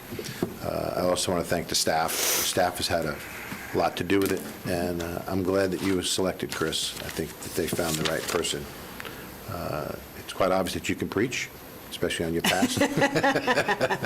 Give me a microphone. I'm a retired minister. I can go for 22 minutes. You do a phenomenal We job. appreciate you not doing that. Yeah.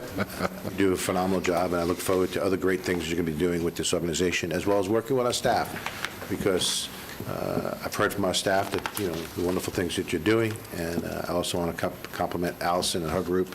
Absolutely. All the hard work, as well as Lori Bailey Brown and legal. Let's not forget legal, because there's a lot of hoops that need to be jumped through, and everyone's doing a phenomenal job. Looking forward to the next update. But as we discussed in my office, you don't need to wait annually. You have 5 friends here, as well as a complete staff. Let us know, and I'm sure we'll be in your corner. Thank you. Thank you, Mr. Chairman. Commissioner Constantine? Yeah, one other thing, Chris, when we first, when we discussed this, looking over ARPA funds and everything else, one of the things that was immediately recognized is the lack of cooperation with some of the not-for-profits in the community that do similar, just like Lifeboat, just like where you came from with the Sharing Center. Are we starting to see some more cooperation? I mean, because the thing that really frustrates is each one has like their little silo, and they stay within it when, frankly, they all can work together and should be working together. Yeah, that's a great question. Thank you, Commissioner. So, for example, we're in constant communication with Hope Helps and Oviedo about referring folks back and forth, families in need, Seminole County Public Schools. The Sharing Center has just started their new workforce development program. One of the participants is living at ROM right now, who's in that program. So we have an MOU with them about being able to house if they need folks like that. And so we're in communication with Penny and Habitat and others. Our singular focus is housing. And our whole goal is to get people off the streets into permanent housing. And so that's our program that we're doing. And so we're continually talking with the other nonprofits to try to figure out ways that we can partner together. And also, I'm a big fan of not duplicating services. I don't think that's healthy for our residents nor our taxpayers, as I am one of them. And so I want to continue to keep that focus on finding housing, which is how we've been able to focus and get 100 folks off the streets this year alone.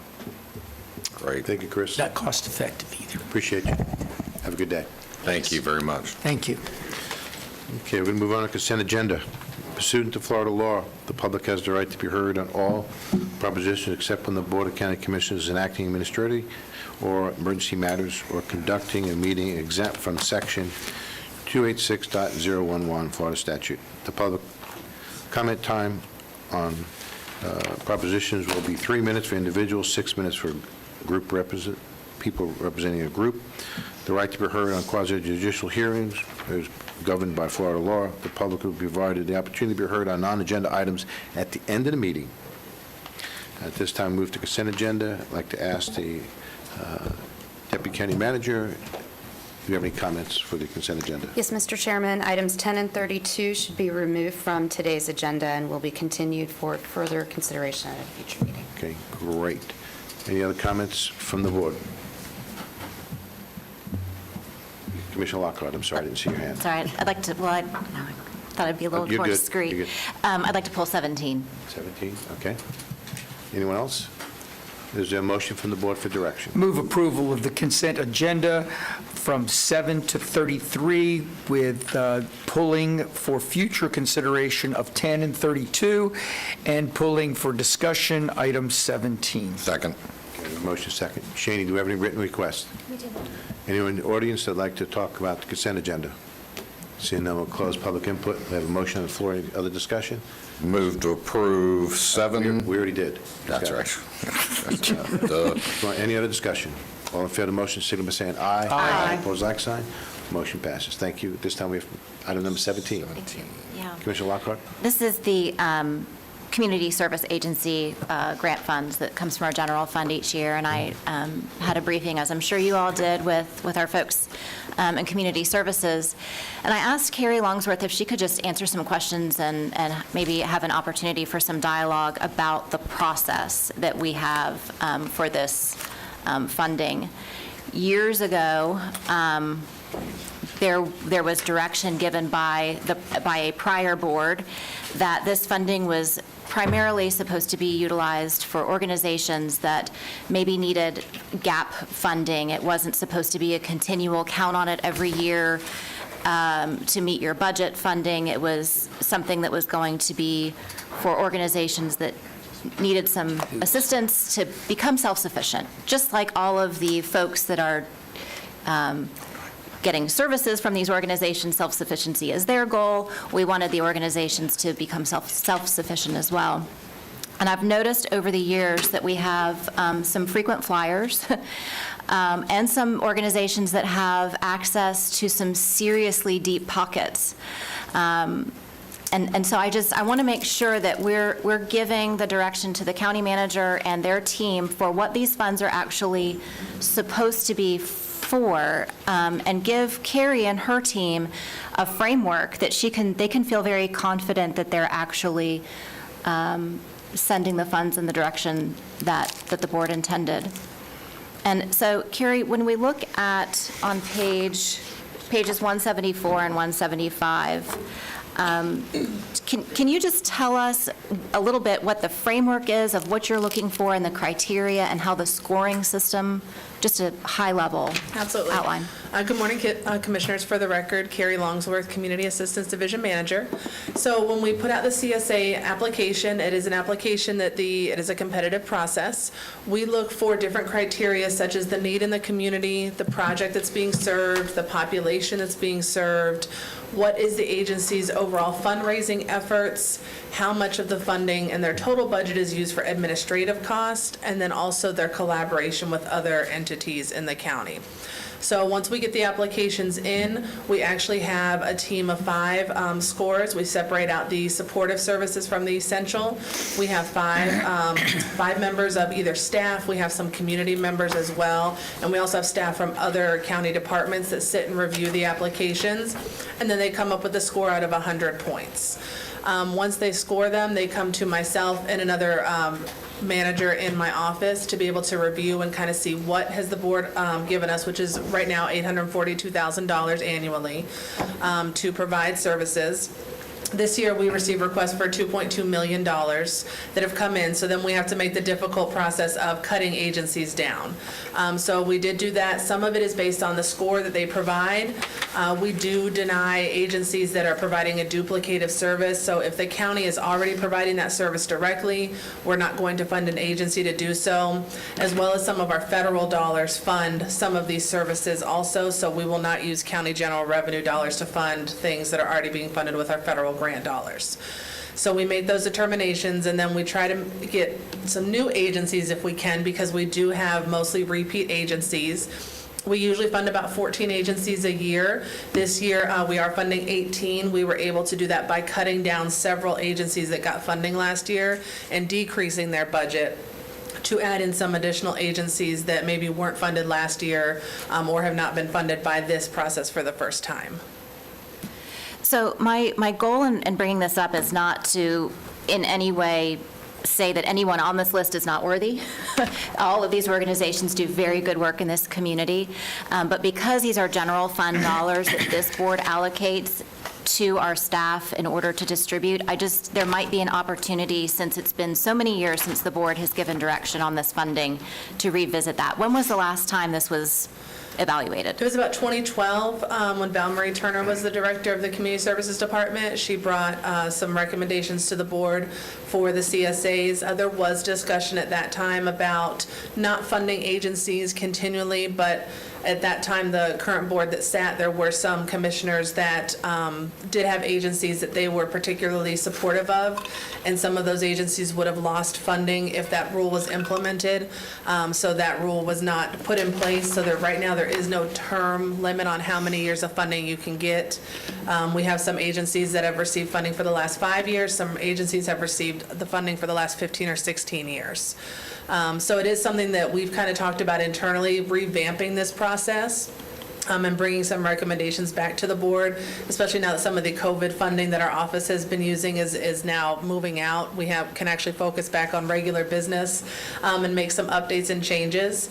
But it is this board's process, since it is the money from the county commissioners, so any changes we do make to the application or the process would definitely have to be brought back to this board and approved before moving forward. Yeah, and I think parsing out and teasing out some of what you said very quickly and very professionally is that there was a recommendation made by staff for a way to distribute the funds, but there were board members at the time who found that organizations that they particularly cared for would not have been eligible for those funds. So that recommendation was not followed. And so so the 5 of us are involved in this process, and there are certainly community members who run these organizations and are on boards of these organizations who recognize that these are funds that we have autonomy, control over distributing. And sometimes it gets a little, it gets personal, because we all have our organizations that we like to support and fund. And so from a staff member's perspective, to take any of the politicalization, is that the word? Politics out of the process, for our team to be able to do this completely without feeling like they are either being, they must fund something because it's a commissioner's agency or something that we have a heart for. Would be one thing that I would like to be able to do for our staff. There's also another county in the region that handles these funds somewhat differently, and Carrie, maybe you'd share how Osceola County does these funds. Yeah, so Osceola County actually, and they're doing this specifically with their ARPA, and I believe Orange County or the City of Orlando is doing it with their general revenue as well. They actually vote on whatever the budget's going to be for the year, and they break the money up in each commissioner district. So for example, I believe Osceola County, each commissioner had $1 million, access to $1 million of ARPA funding, and they could choose what their project, their organizations they wanted to fund. It was approved by all commissioners, and so then, for example, if Commissioner Lockhart, you wanted to fund Lifeboat for $500,000, you had that autonomy to do so without staff getting involved in the process or without the other commissioners having to vote on that. So it would give that kind of an ability for all the commissioners to have the understanding that, yes, we're okay with this money being spent. Still, agreements would happen through the county attorney's office and things of that sort. The rules would be followed. Staff would administer them. It's just the awarding of the funds would be directly at the commission level. And I'm not, I know the face. I know the face. I get it. And I can't even hide the face. That face politics right in it. Well, it does, but it doesn't, because you're still being, and I'm not advocating for it, I'm just sharing that this is what another organization does with these funds, is rather than pretend that there's no politics involved with the process we have now, where staff is stuck in the middle, moving to a more transparent process where everybody that applies is actually pre-approved. And then each of the commissioners would have a certain amount. Certainly $500,000 is a lot of money. It would be scalable to whatever we have in Seminole. But it just might, it might be something to consider. And I'm not saying that we should do it, but right now, to pretend that politics is not involved is not accurate. And And I think it's time after 10 years and new leadership in the department and new leadership in the county manager's office and new board members to look at it again and let the staff have the opportunity to make a recommendation that they think is appropriate. Commissioner Constantine and Commissioner Zimba. Well, I agree that that we should try to take politics out of it as much as we can. Quite frankly, when this agenda came out was the first time I looked at, I saw this. So for me, I thought the politics was very much out of it because of the opportunity that the staff has, evaluated this, put this into a process that I did not have any input into, other than these are all fine organizations, and I'm glad to see that they have gotten the money that they did. And I'm not critical of the other counties. I think that they are elected by district as opposed to countywide. And so there's a little bit of a, putting into their district. But all these organizations are involved in countywide activities, not just our districts. And so I'm fully in favor of putting criteria, but as far as us deciding it, I would rather it come from the staff to us with a recommendation, and then, we evaluate it and approve it. Commissioner Zimbauer. Along the same lines, my expectation is, and Allison have done a great job since you've arrived. Thank you very much. I know we continue to preach that, but y'all really have made a difference in that agency or that department. My expectation would be is staff has recommendations. If staff has evaluated these and do not feel these are appropriate allocations or the appropriate entities to receive such allocations, I want to make sure our staff has the freedom to say that in the recommendations and bring that forward. As far as transparency, I don't know what Commissioner Lockhart's referring to may have happened back in 2012, what Commissioner may have done A, B, C, and D, but I have no desire to politicize whatsoever. But if these entities or anything that's going on, if staff has a recommendation that we should change course on certain things, my expectation you would tell us that and bring that to our attention. So I want to make sure our staff, and I think they do, have the freedom to speak freely and make the appropriate recommendations as you feel are appropriate for us to decide. If that's something that we ultimately have to decide up here, then the public can look at us and go, well, you politicized that, you didn't politicize that one, whatever it is. But it should be staff-driven in my mind. It should not be driven from this dais. Commissioner Hurd. So there's direct and indirect pressure from the dais. And right now, I think what I'm hearing is there may be indirect pressure that's being applied that we're not all aware of. And so I think it goes back to governance. The way we're governing this right now is that it's always been done this way. And so our opportunity to govern is now. And I would welcome you bringing back whatever criteria it is you think you need to bring back, whatever the decision-making process should be, to include spelling out the subcommittees that are making the recommendation to you by position, et cetera, and to spell out things like, because quite honestly, until you said it, I never heard this was never intended to be a recurring funding. In my lifespan here, this has always been a recurring funding. These organizations, and I've sat on many of these different boards, expect it. Right. The safe harbor expects it, so, and they're building budgets around it. So if that is not the case, then we need to figure all that out. So I think we have a really good opportunity. I appreciate you bringing it up. I don't want to make any decisions in my district. Everything, I think, does serve district-wide, and I think the fact that we are elected district-wide changes that governance rule. So I would welcome a relook.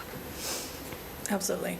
And staff is comfortable with this for this upcoming fiscal year with the recommendations, but that definitely is something before we open the process again in April of next year that we do want to bring back to the board with our recommendations to tweak the process before we open it up for agencies. Comments that I would have, Carrie and Alice, I know you're sitting in the back. There you are. I have a lot of trust in you all. The first time I've seen this list is when you came to my office last week. I have no input prior to today, even into my meeting with you privately, with your staff. My comment to you all was, as long as you can justify these needs, and these are your recommendations, and you believe that this is the best way for us to spend this money countywide, I've said that to you several times, then I will support it. I've had no input prior to this or indirectly to this. I think that, I have no issue with you looking at the requirements. I've always said that to you, and make the best judgment that's in the best interest of this county, countywide. You all are, I'm not just looking at you, I'm looking at staff in the back there, because there's two more in the back. You all are the subject matter experts. You do a phenomenal job. I have, as well as other people throughout this entire county, have a lot of trust in you all, and I think you all do a phenomenal job. I wish we had more money to give out, but we don't. There are hard decisions to make financially, and I think that you make them. You all do. And I have a lot of faith in you all, and going through each one of these in my office, you can justify why each one should be funded and why they are ranked as high as they are. And I want to thank you for your hard work in doing that. I think you all do a phenomenal job, and you should all be commended. As I said in the state of the county, you all are rock stars, and I will tell you that you've never let us down. So thank you. Make a motion to approve item 17 as presented, and I'll tie to the motion having the county manager and their team come back with a recommendation before the next funding notification goes out. Second. We have motion second. Any discussion on the motion? Before we do that, is there any written requests? No, sir. Anyone in the audience that'd like to speak on this issue? Seeing none, we'll close public input. There's a motion on the floor. All in favor of the motion, signify by saying aye. Aye. Opposed, like, motion passes. Good Commissioner, job. Mr. Chairman, I'd like to make a motion to approve item 34. And, by the way, I wanted to make sure that, because you asked, and I want to make sure that in my previous motion, 33 was included. We have a motion to approve item number 34. Is there a second? Second. Any discussion? All in favor of the motion, signify by saying aye. Aye. Opposed, like sign. Before we move on to the regular agenda item, I would like to take a 5-minute recess if there's any issues with that. Nope, that's perfect. Thank you.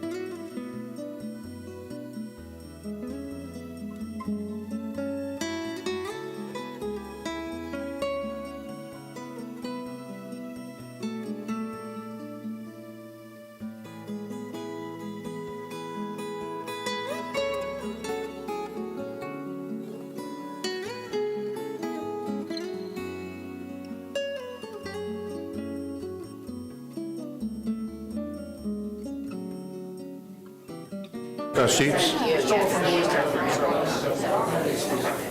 just came back direction. I was quick.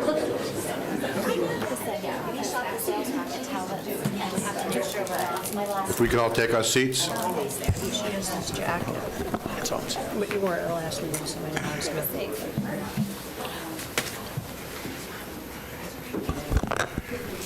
Thank you. I'd like to reconvene the meeting. We'll now move on to the next item, which is number 35 on the agenda,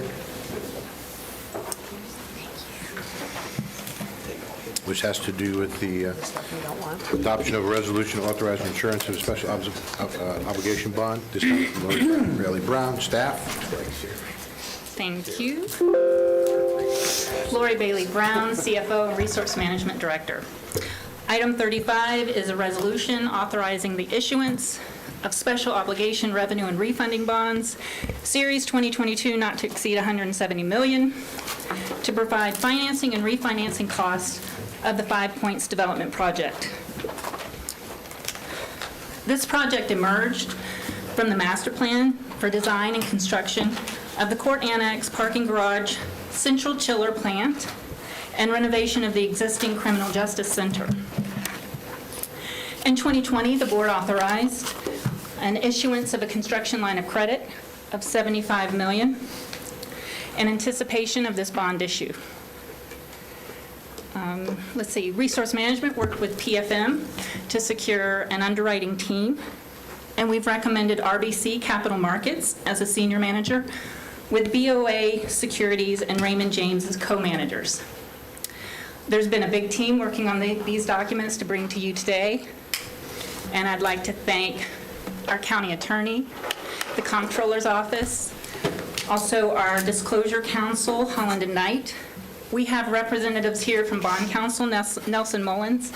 We have Kate Stengel and Joe Thacker here with us today in support, as well as Alex Pagallo from RBC Capital Markets. And right now, I'd like to introduce our financial advisor, who I've worked with through this whole course, Jay Glover with PFM, to add a few more notes on this issuance.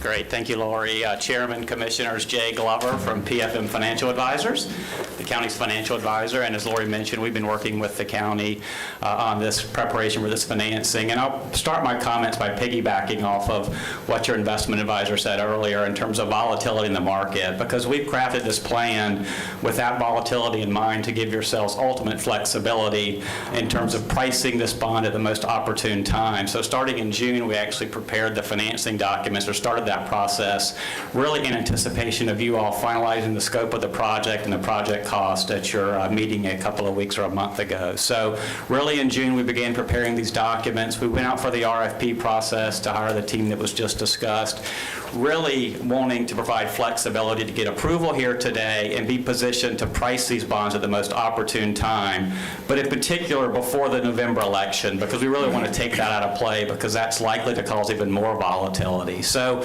assuming we get approval here today, really the next steps involve, on September the 8th, we're actually going to have the rating agencies come visit the county, S&P and Moody's, to see really all the dynamic things that are going on in the county, with hopes of getting the ratings affirmed or even improved if at all possible.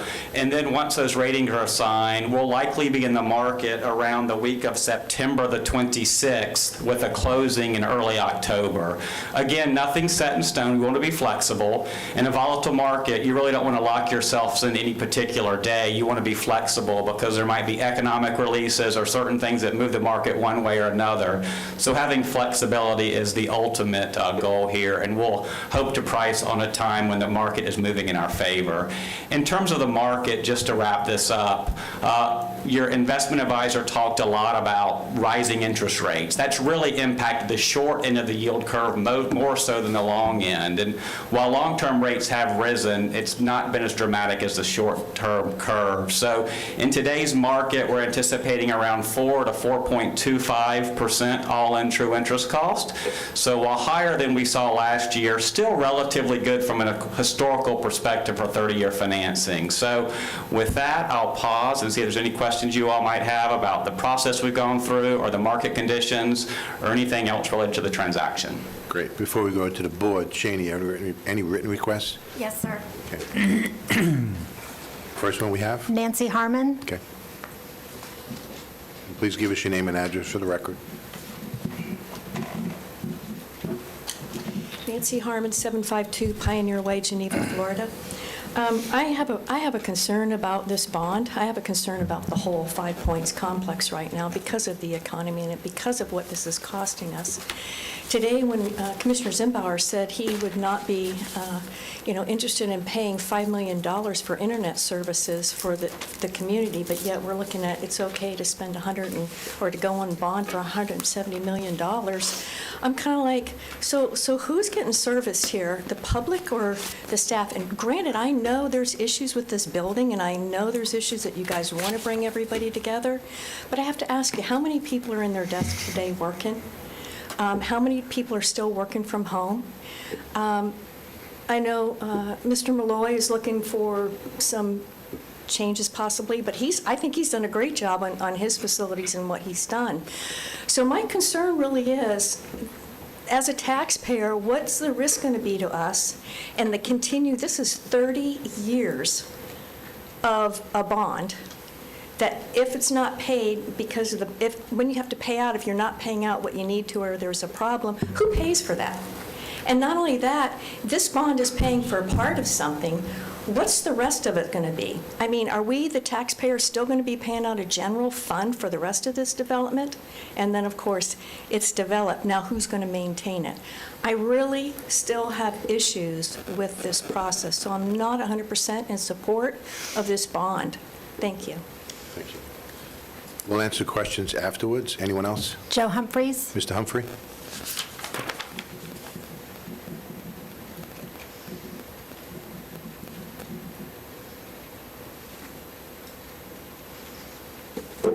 Good morning. Yeah, still morning. Joe Humphreys, 883 Cardinal Point Cove, Sanford, Florida. And full disclosure, is probably not that big of a deal, but I have an investment relationship with Bank of America. I also had Series 7 when I used to deal with bond issues and such. If I'm not mistaken, and I obviously answer questions later, is this the largest bond issue that this county has ever done historically? It's certainly larger than anything that I've compared to from my research at this point. So it seems to be, if it's the largest investment that the county's ever done, it seems like there should be more public input as to what we're actually getting for it. So that's my concern. And also, additionally, yes, market volatility. The market, we've been in a bond market rally since about 1982, when interest rates peaked and mortgages were in the 12 to 14% range. I know we've been looking for the end of the bond market for a number of years now. I think maybe we've finally hit it. It's 4.25% over 30 years, given current market conditions, is probably pretty reasonable. But again, the question is, what's the source of payment for the bonds? When I was selling bonds to clients, the only ones that I typically ever sold were GO bonds, because I knew that there was going to be money there regardless. So for a special obligation bond, this again seemed like a fairly decent rate. But again, my concern is how many people in the county know that they're signing up for this, because we're the ones that are eventually, ultimately, the people that pay the interest on these bonds. It just happens to go through you guys. So I think we need more information. I think more people in the county need to know. And again, given recent concerns of members of the board about inflation and being able to do land issues and other things, this is really the 800-pound gorilla in the room. Thank you. George Sellery.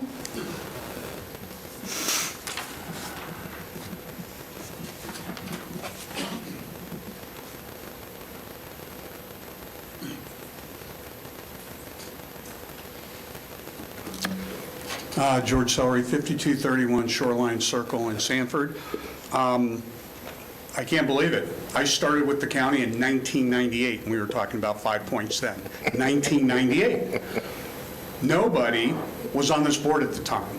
And it's gone through all these years of different commissions, and it's never gone anywhere. Now we're in the age of remote workers.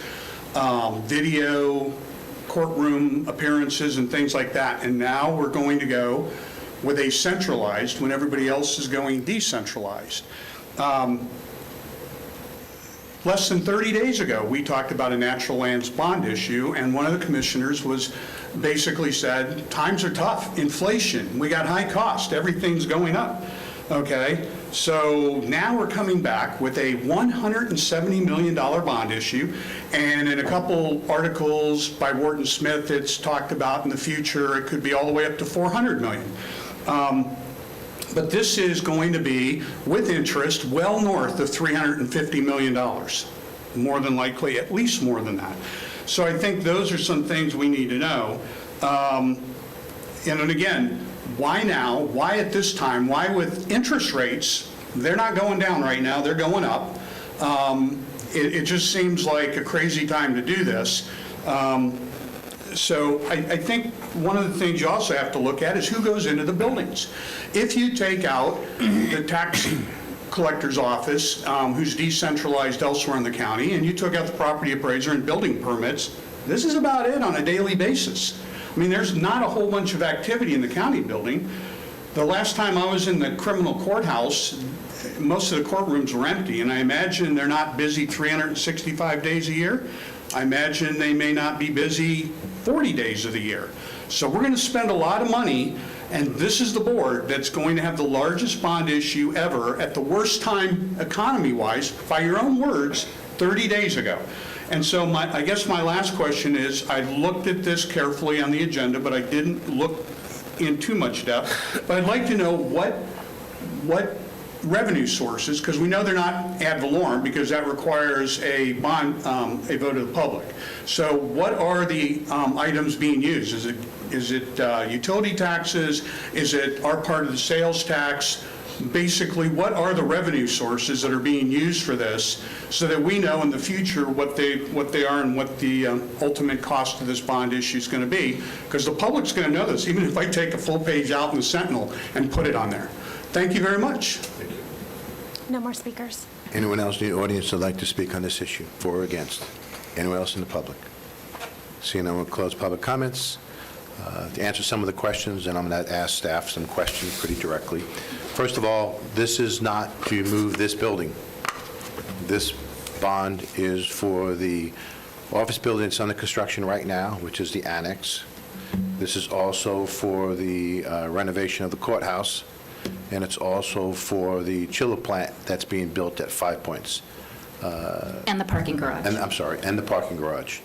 We did take out a short-term loan, like a construction loan. That's another way to phrase it. And that was around 70-plus million, correct? 75 million, yes, sir. This bond will pay for that as well, because that's a short-term, that's not long-term. So out of the 170, you take the 75 off of it, and then the rest of it will be going for the remaining part of the chiller building, the courthouse, and all the infrastructure to connect the chiller building to the facilities that's in hand. This building is not being moved there. We are consolidating the courts because of the reports that we've seen. The amount of money that we would have to renovate the downtown courthouse would be cost prohibited, I believe. That's what I've heard. This is not the largest bond that this county has done. I believe the largest bond that we did was over 200, and that was for water. That was a number of years ago. I can't remember the exact year. I'd have to go through your office to figure that out. Excuse me? 5 or 6. I don't remember the exact year, but I do know that that was the largest bond that we did, and it was over 200 million. Where would this debt service be coming from? I think that's the remaining question that I remember. Thank you. This debt is pledged with CBA, covenant to budget and appropriate, which means all non-ad valorem revenues of the general fund. I apologize that wasn't in the summary. It is in the bond resolution, but we did try to go through the history here in the summary to tell you how we got here, but it's all non-ad valorem revenues of the general fund, So just as our other CBA. So translate that for the non-technical person, if you can.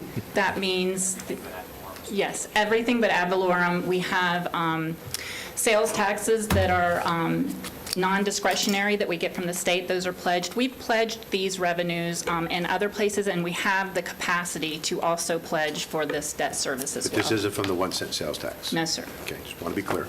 Okay. I think that was the only questions I've heard that I can remember. Any other questions from the board? Commissioner Lockhart? I wonder if it would be easy to access or helpful to put up the bond, the wrapping that's occurring, the timing of that. I don't know if that would be something that would be helpful for the public to visualize when things are coming off versus when new obligations are going on, that it was very well constructed. Yes, ma'am, and we talked about that during the budget work session. We did present slides. Here in the last sentence of the summary, I indicated that the annual impact to the general fund is approximately $7.5 million through 2027, when that will decrease by $2 and then $4 million as the debt falls off. So the impact is in the first few years that will feel the greatest, and then it will ease up as other debts mature. And then the last question, I believe that was asked, if I'm remembering correctly, is that we've had public meetings regarding 5 Points for a number of years, as well as the annex building that's under construction now, as well as the courthouse, as well as the parking garage. I believe we've had several meetings about that here in these chambers.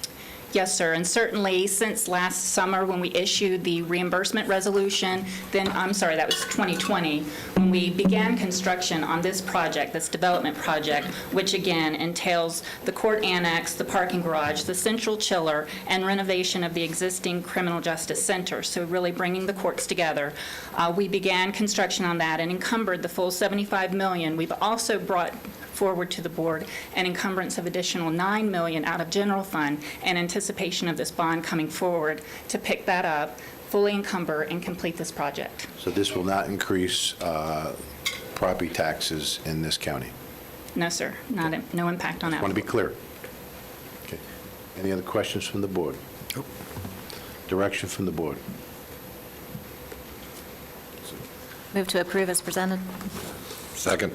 Motion is second. Any discussion to the motion?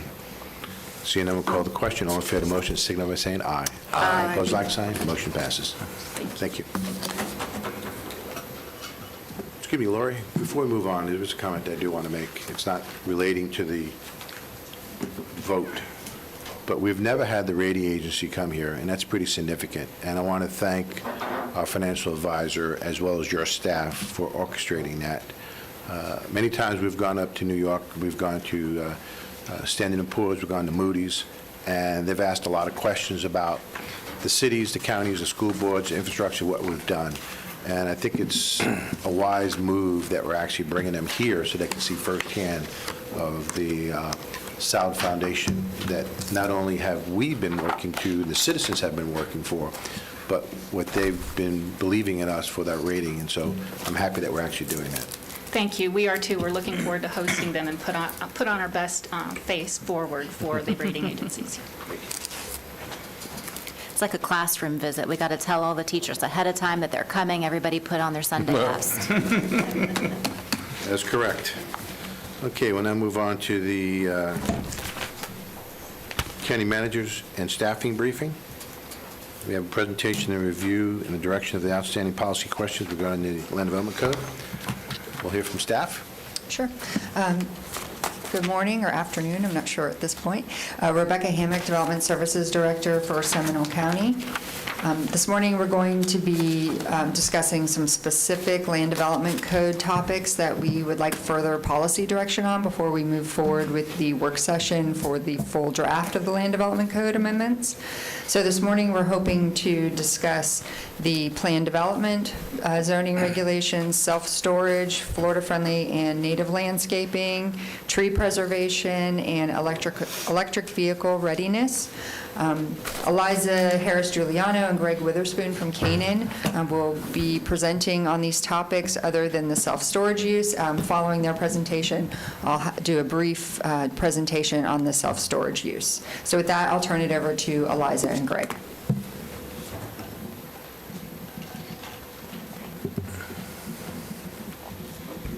Good afternoon, everyone. Afternoon. Oh, here we go. Thank you.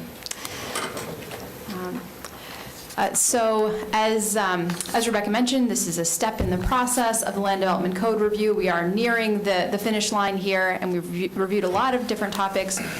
These specific topics are ones that we've reviewed in the past, but are coming back.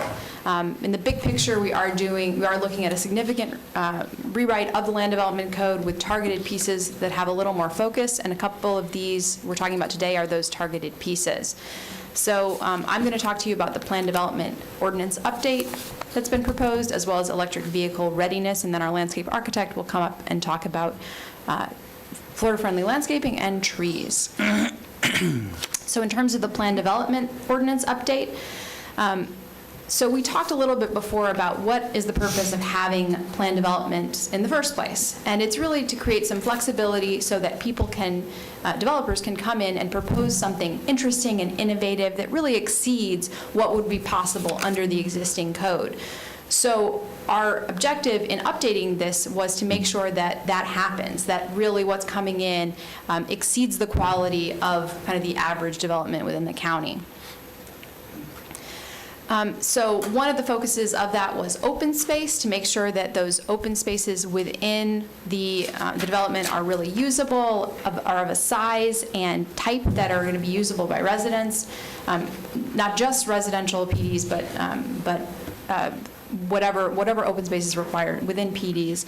Now, as we look at the percentages, some PDs require over 35% open space. Not all of that necessarily makes sense to be in the form of parks, but we think that a minimum amount of 8% should be in the form of parks, and that's 8% of the development, not 8% of the open space, just to be clear.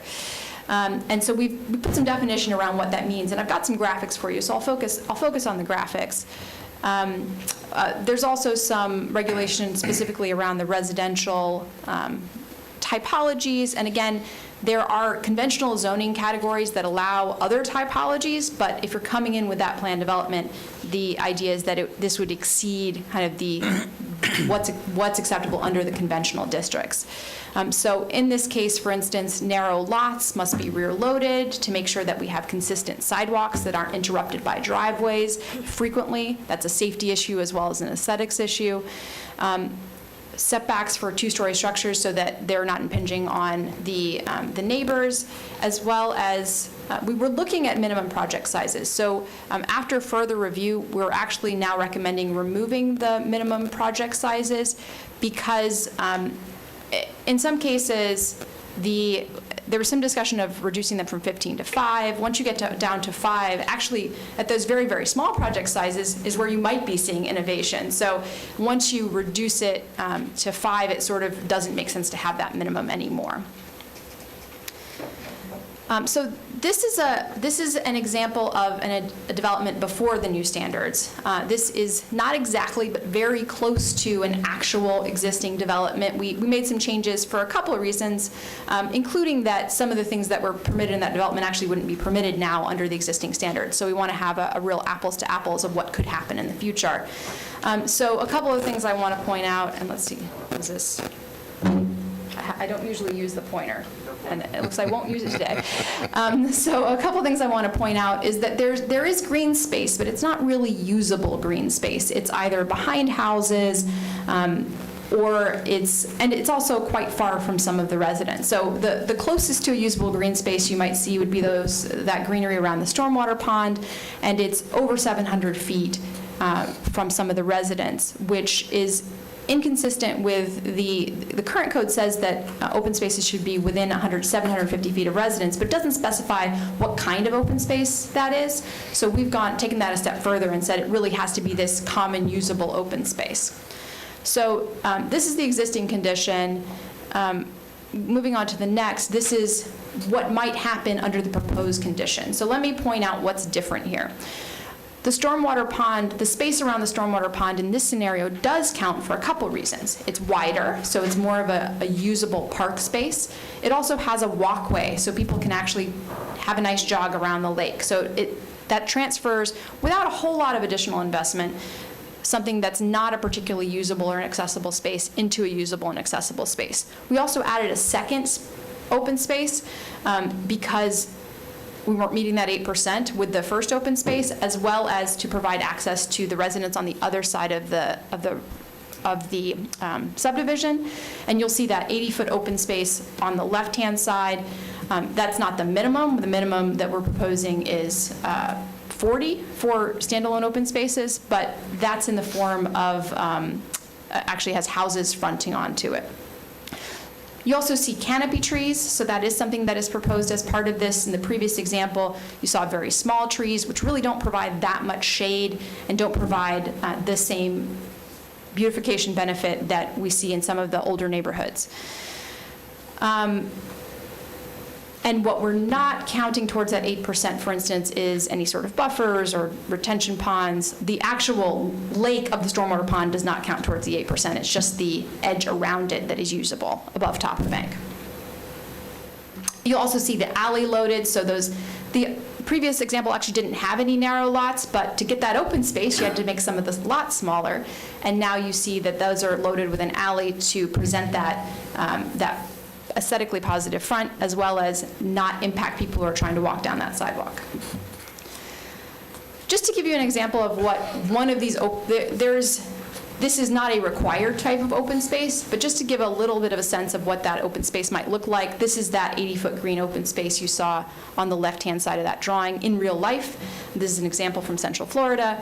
And this particular type of open space solves two problems. It provides that open space, but also allows some of those units to be alley loaded without having to build a new street on the other side. So if you look back here, half of those alley loaded units are facing a typical street, the other half are facing this open space. So essentially you get two bangs for your buck on that open space, where you provide this great open space for people to access, as well as provide something for these houses to front without building another street that isn't necessarily needed. The other thing that we heard was that there's concerns about, we want these big trees, but at the same time we're concerned about whether or not they're going to cause any sort of disruption to the infrastructure. So as a result of that, we're requiring 10-foot wide planting strips. They can be reduced to 8 foot if you include a root barrier. And we think that is well above industry standard above the current industry standard, but we think it is a good recommendation to allow the full breadth of trees, including native trees, that would improve the environment within these new proposed developments. So that is planned developments. Moving on to electric vehicle charging. So I try to provide a lot of data here, and I'll tell you, I learned a lot about electric vehicle charging. This is something that the board asked us to look at, and we were happy to look at. The good news is that we have a neighbor who's already done a lot of research on this, and that's the City of Orlando. They have a full Greenworks department that studies these types of issues, and they put together an ordinance that we used as a model, and we also read through all their staff reports and actually read the sources of their staff reports to validate those. We also looked at other sources like the Florida Department of Transportation's electric vehicle readiness infrastructure plan, and saw what they're looking at. And so we used, where appropriate, we used more conservative numbers. So for instance, FDOT anticipates about 10% of light-duty vehicles will be electric by 2036. So those are the vehicles that our families use to drive around the county. But they're taking this very seriously at the Florida Department of Transportation, and the Florida legislature is also taking it very seriously. For instance, they put in the right to charge laws for condos in 2019. In addition, one of the things being recommended by the FDOT plan is establishing minimum EV-ready parking requirements, which is what we're talking about here today. And the state is doing what they need to do to make sure that that infrastructure is available statewide. So there are three different ways we can think about electric vehicle parking. The lowest version of that is EV capable. That's kind of the lowest investment you need to make to forward the goal of electric vehicle parking. And essentially it puts the conduit in the ground, but doesn't actually install the infrastructure. That creates a much lower cost initially than it would be to break up concrete and put that in later. So you've got this law that says that these condo folks have a right to charge, but it may be a significant cost, for instance, for the individual to go in and try to install that if they have to break up concrete to get it there. And they estimate that this is about a 75% cost savings on that infrastructure piece versus what it would be to go into those buildings later on and add that. I also want to point out, you may have heard the number 10% early in the presentation about how many vehicles we might expect like this by 2036. That doesn't mean 10% of every building is going to have electric vehicle ready parking next week. It means that that 10% is of what's getting built tomorrow, and that will grow gradually over time to hopefully be 10% of the total building stock by 2036. I'm not going to get into all the details. You were able to review this in your packet, but these are, what's being proposed is well within line of other jurisdictions that are looking at this. Orlando, Atlanta, Miami, Coral Gables, just within Florida. Well, sorry, Atlanta's not in Florida, in the southeast. And I would also note that the adoption of the Orlando ordinance included outreach to many of the same organizations that do business in Seminole County, such as the Builders Association, the Apartment Association, and other building-related trade organizations. So this is the proposal, which you've seen before, so I won't go through all the details. And we haven't made any changes to the proposal. We are just kind of providing some more information on why the proposal is the way it is. Now, we did provide some policy alternatives. Our recommendation is still the same as it was before, which is this particular proposal has been vetted by policy owners as well as by other jurisdictions. However, just to give you some other options, for instance, one would be to not require any stations that you can plug in today, but just to require that infrastructure piece. Another would be to have a phase-in. We're recommending 20% right now, but other jurisdictions have said, well, we'll start at 10% for the first 10 years and then do 20% thereafter or the first 5 years. So a phase-in is another option. There's also some jurisdictions that have done delays on how these go into place. And then there are also incentive programs that are possible. We don't see jurisdictions doing this for electric vehicle parking specifically, but for instance, for buildings that exceed the number of required spaces. And with that, I'm going to hand it over to Greg to talk about the landscape piece. Thanks, Elida. Good afternoon, Commissioners. Thank you, Mr. Chairman. There's been some questions about Florida-friendly versus native landscapes. And really the question is what are the disadvantages or advantages of either, right? What's a 100% native approach versus the Florida-friendly approach? The overall goal is the same, right? We want to improve the environmental outcomes of our planted landscapes. I think it's really important to note when we have this discussion, though, that this does not include residential landscapes in terms of the way the code is written currently and the way the code is proposed. The residential landscapes are still not a part of this open space requirement. So just diving in, 100% natives, yes, we're going to reduce potential in fertilizer and pesticides. There's no doubt about that. Increase wildlife habitat, for sure. Natural aesthetic, we can debate that all day, but I think here in Seminole County, we've got a ton of natural aesthetic that everybody really strives for and wants to achieve. And then the less maintenance. There is definitely less maintenance in 100% native landscape because there is no lawns allowed. There is no native turf grasses here in Central Florida. That's really important to note.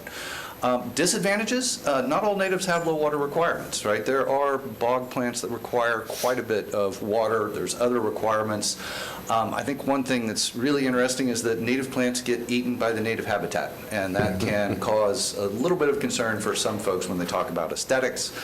There is a significant lack of commercial availability out there, and many native plants have special maintenance requirements. We probably don't want to be specifying those natives that require fire to rejuvenate.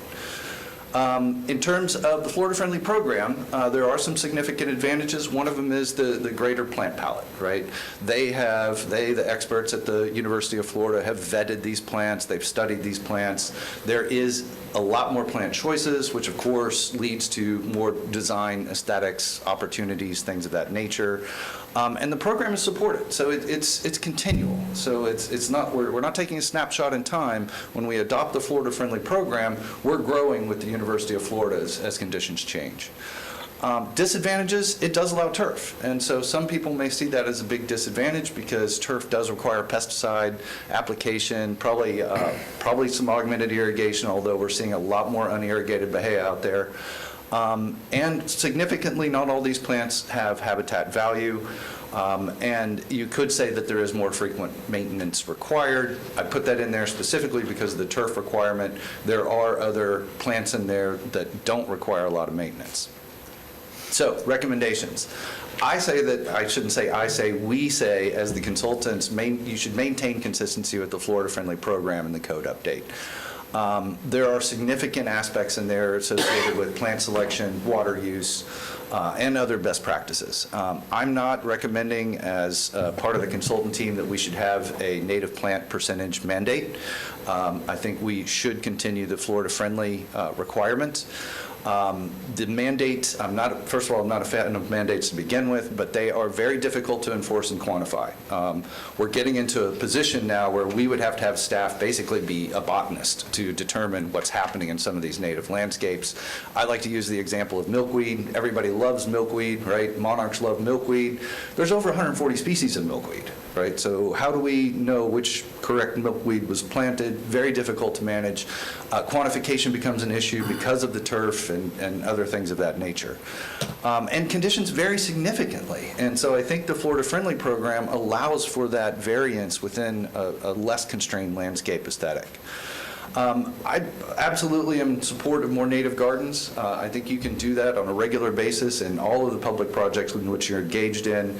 And then, of course, continuing the educational efforts for both staff and the general public alike. There's a lot of good resources out there. I don't think that we need a mandate for a certain percentage. Just jumping into the tree preservation requirements real quick, there's been some concern about the 25% requirement. And I think I should point out first that what we are proposing in the code update is that we are going to equalize the the commercial site development and the subdivision regulations to where the language is the same so that we would have that 25% requirement. And staff asked, what does this look like in practice, right? Let's see some real-world examples. So we took a look at a couple of sites here in Seminole County. And so this is a site that is heavily treed, right? And obviously we'll run into a lot of these sites. Really, it wouldn't matter if you were looking at commercial development and industrial development. How would you approach this? Well, it's clear that with the existing access and the existing tree coverage, we should be able to achieve that 25% savings and preservation requirement along the perimeter of this lot rather easily without overly restricting the development potential of this particular lot. Another type of lot that we're looking at out there is kind of a medium treed site. So you can see this tree has a bunch of, or pardon me, this lot has quite a few scattered trees, but it also has a little clump of trees. And we threw in a little wetland to begin with. The potential developer of this property has a couple of different options to meet that 25% requirement. One of the simplest objectives would be to keep that clump of trees in that lower right portion of the lot and then mitigate for the wetland and then develop the rest of the property. Important to note that this is in above and beyond what the tree ordinance is, so any of those trees that would be removed would still have to follow the overall tree ordinance code that we've been working on with you guys. Last one is kind of a scattered tree site. We chose this bigger site in the middle just to show two things that happen here. First of all, if the whole site was developed as one, there are multiple opportunities that somebody could save 25% of those existing trees on site. Whether it's saving that buffer on the lower main road or if it's saving some significant trees on the interior that might be specimen trees or something of that nature, it's achievable. However, if you see the red line that kind of splits it at the bottom there, and that is indicative of what a like-minded commercial site would look like on the bottom left, on the bottom right, you can see that would cause a significant impact. And so it's important to still allow staff to have the ability to waive that requirement when it's appropriate so that the development could actually occur according to the type of development that it's zoned for. In this case, it would be probably a commercial retail establishment. For that, I'm going to turn it back over.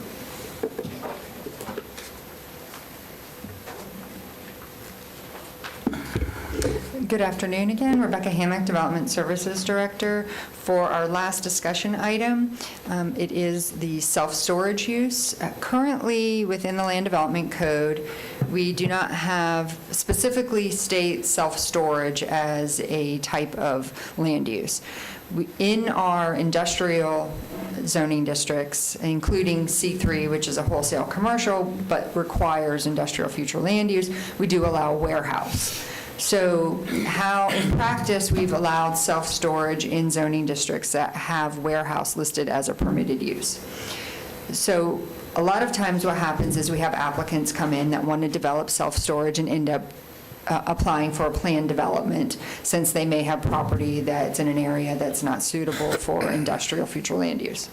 So staff is proposing amendments to the Land Development Code to allow self-storage in the uses in the zoning districts, which maintain the areas that they, or the zoning districts that they're permitted in now, which is C3, M1A, M1, and M2, and we'd specifically list self-storage as permitted uses within those zoning districts. But then also allow self-storage facilities in C2, which is a retail commercial district, but as a limited use, where we would only allow self-storage with internal access. We would allow no outdoor storage, and the actual storage bays would not be visible from the outside. And as well, we would also have design criteria, architectural design standards that would be associated with the limited use. And then we are not proposing to permit the self-storage use in C1 zoning. So that's our proposal for the self-storage. We can either leave it as is currently and just actually add the self-storage as a permitted use in the existing zoning districts that we already utilize it in under the warehouse name, or we can also allow it within the C2 with those limited parameters. And with that, that concludes our presentations, and then we can answer any questions on the various topics. Thank you. Before we go to the board, Janie, any written requests? Yes. Okay. What do we have? Joe Humphrey? Mr. Humphrey?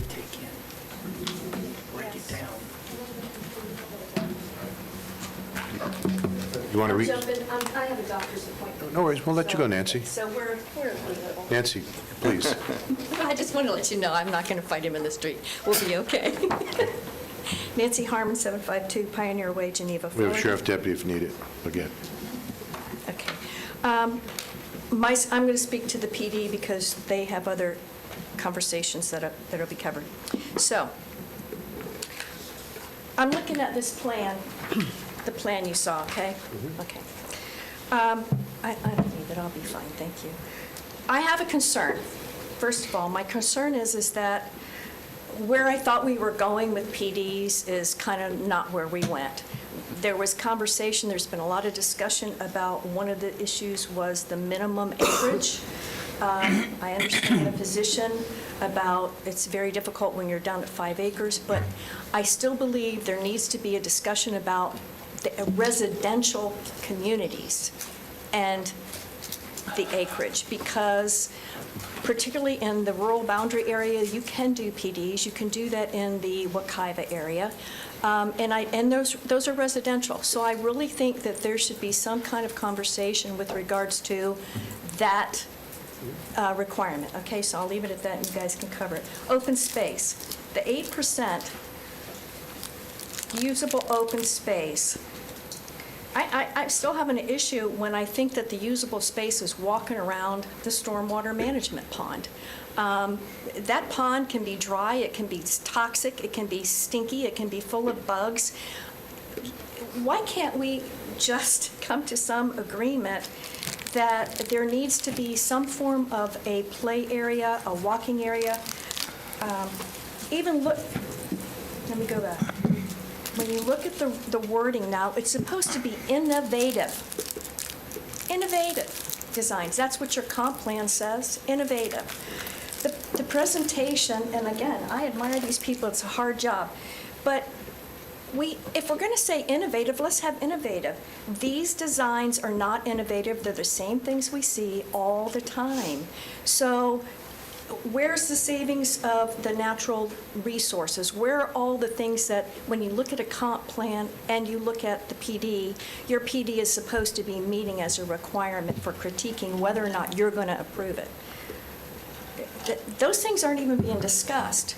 So I think where we're stuck with is that we're looking at PDs, again, it's going to come to you, the board, and it says, well, you all choose. And so amongst you discuss buffers, or you discuss stormwater, or you discuss this or that or the other, and then you come up with some conclusion, but you have no criteria that could make it easier for you to say, you know what, this means creative, this means innovative, this shows that you're saving wetlands, or you're doing some conservation preservation, like in the tree presentation. Right in there, you could have a park amongst some of that tree foliage area that they recommend being preserved.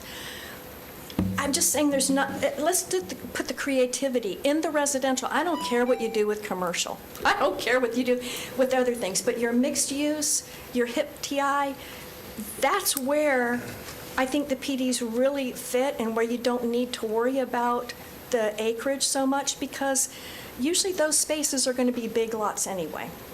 Anyway, my time's up. Thank you, Nancy. I'll be back. I will be back. Thank you. Joe Humphrey?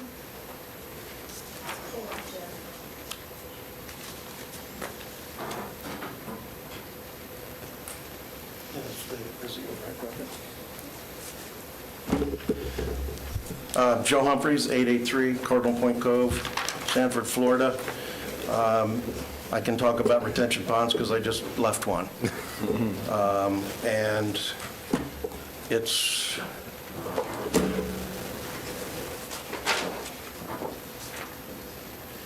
that's what I'm spending on it today. That's for repairs to my street, which have been caused by the erosion of a stormwater pipe that is a bypass that was put in by Larry Dale in 1999, 2000.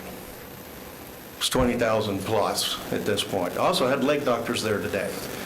And you know what lake doctors consider retention ponds? An open cesspool, because that's what it is.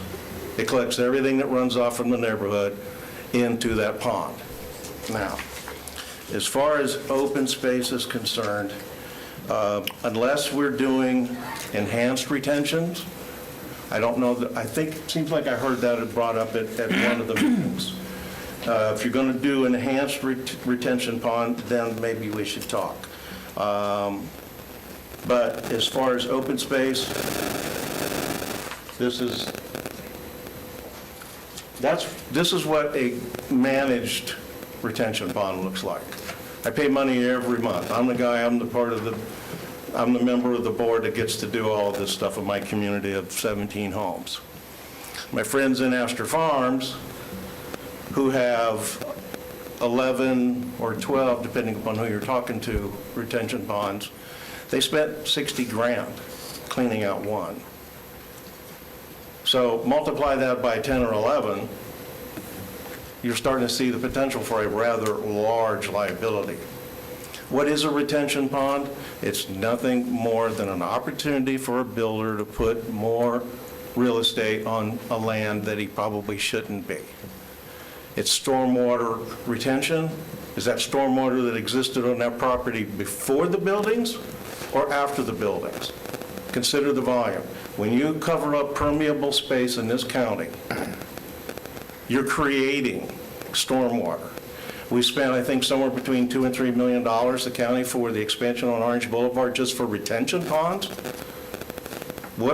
So we can store water in a body, put a fence around it, and hopefully it doesn't turn into that unless we're out there managing them. I don't know if that's in the budget.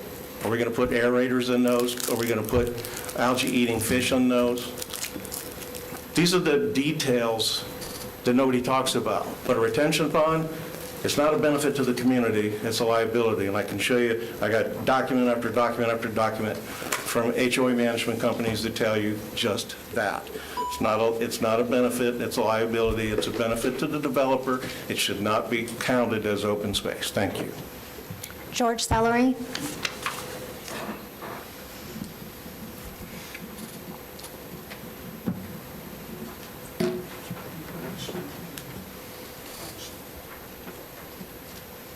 George Sellery, 5231 Shoreline Circle, Sanford.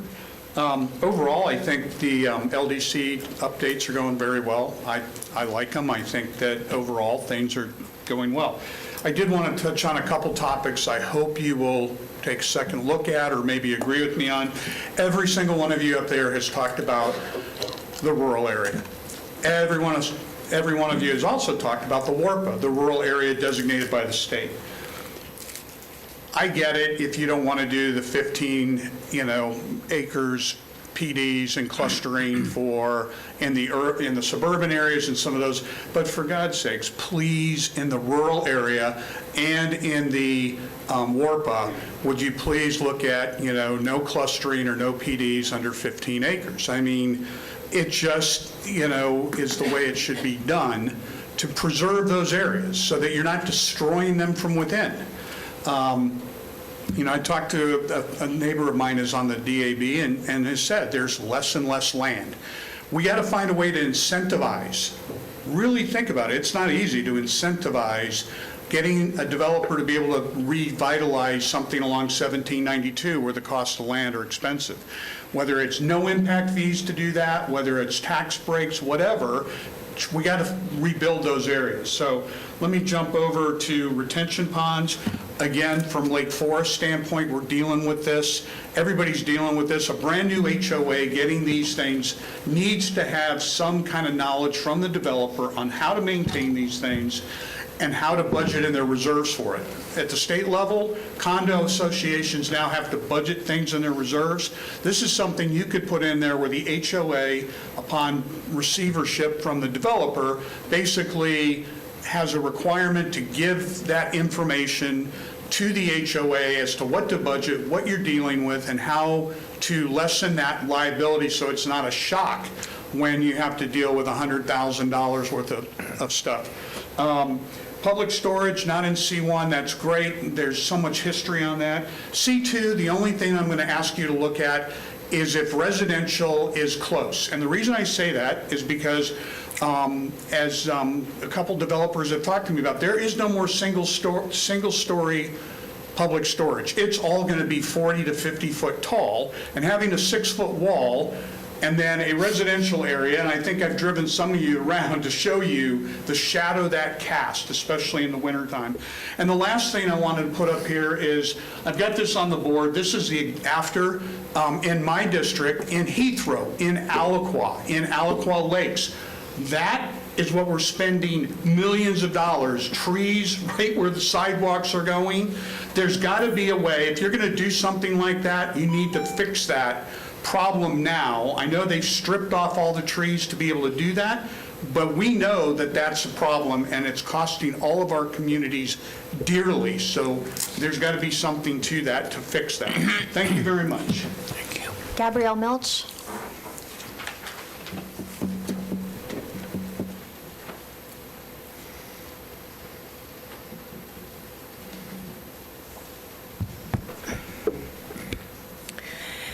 Good afternoon, Gabrielle Milch, 252 Coble Drive, Longwood, Florida.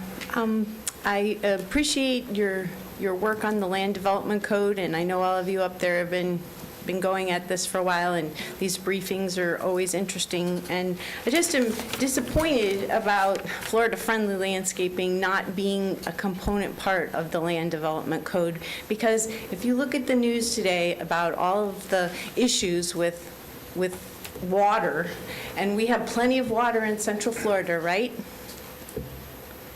Can you all agree we have plenty of water? It's just not clean water, and it's not drinkable water. So, saying that there's landscaping, if you're going to put a bog plant in, at least put it in a bog. Don't put it in your residential landscape.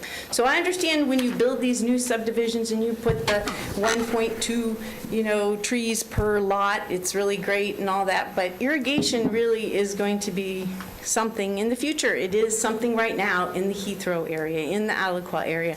And they can all get shallow wells and irrigate all of this lovely, lush landscape. And if it rains, great. But if it goes into a drought, I'll be back to remind you all that, proper prior planning is much better than just letting the land development code go on without having adjustments for irrigation. It doesn't have to be specifically all native. It doesn't have to be specifically all Florida-friendly landscaping.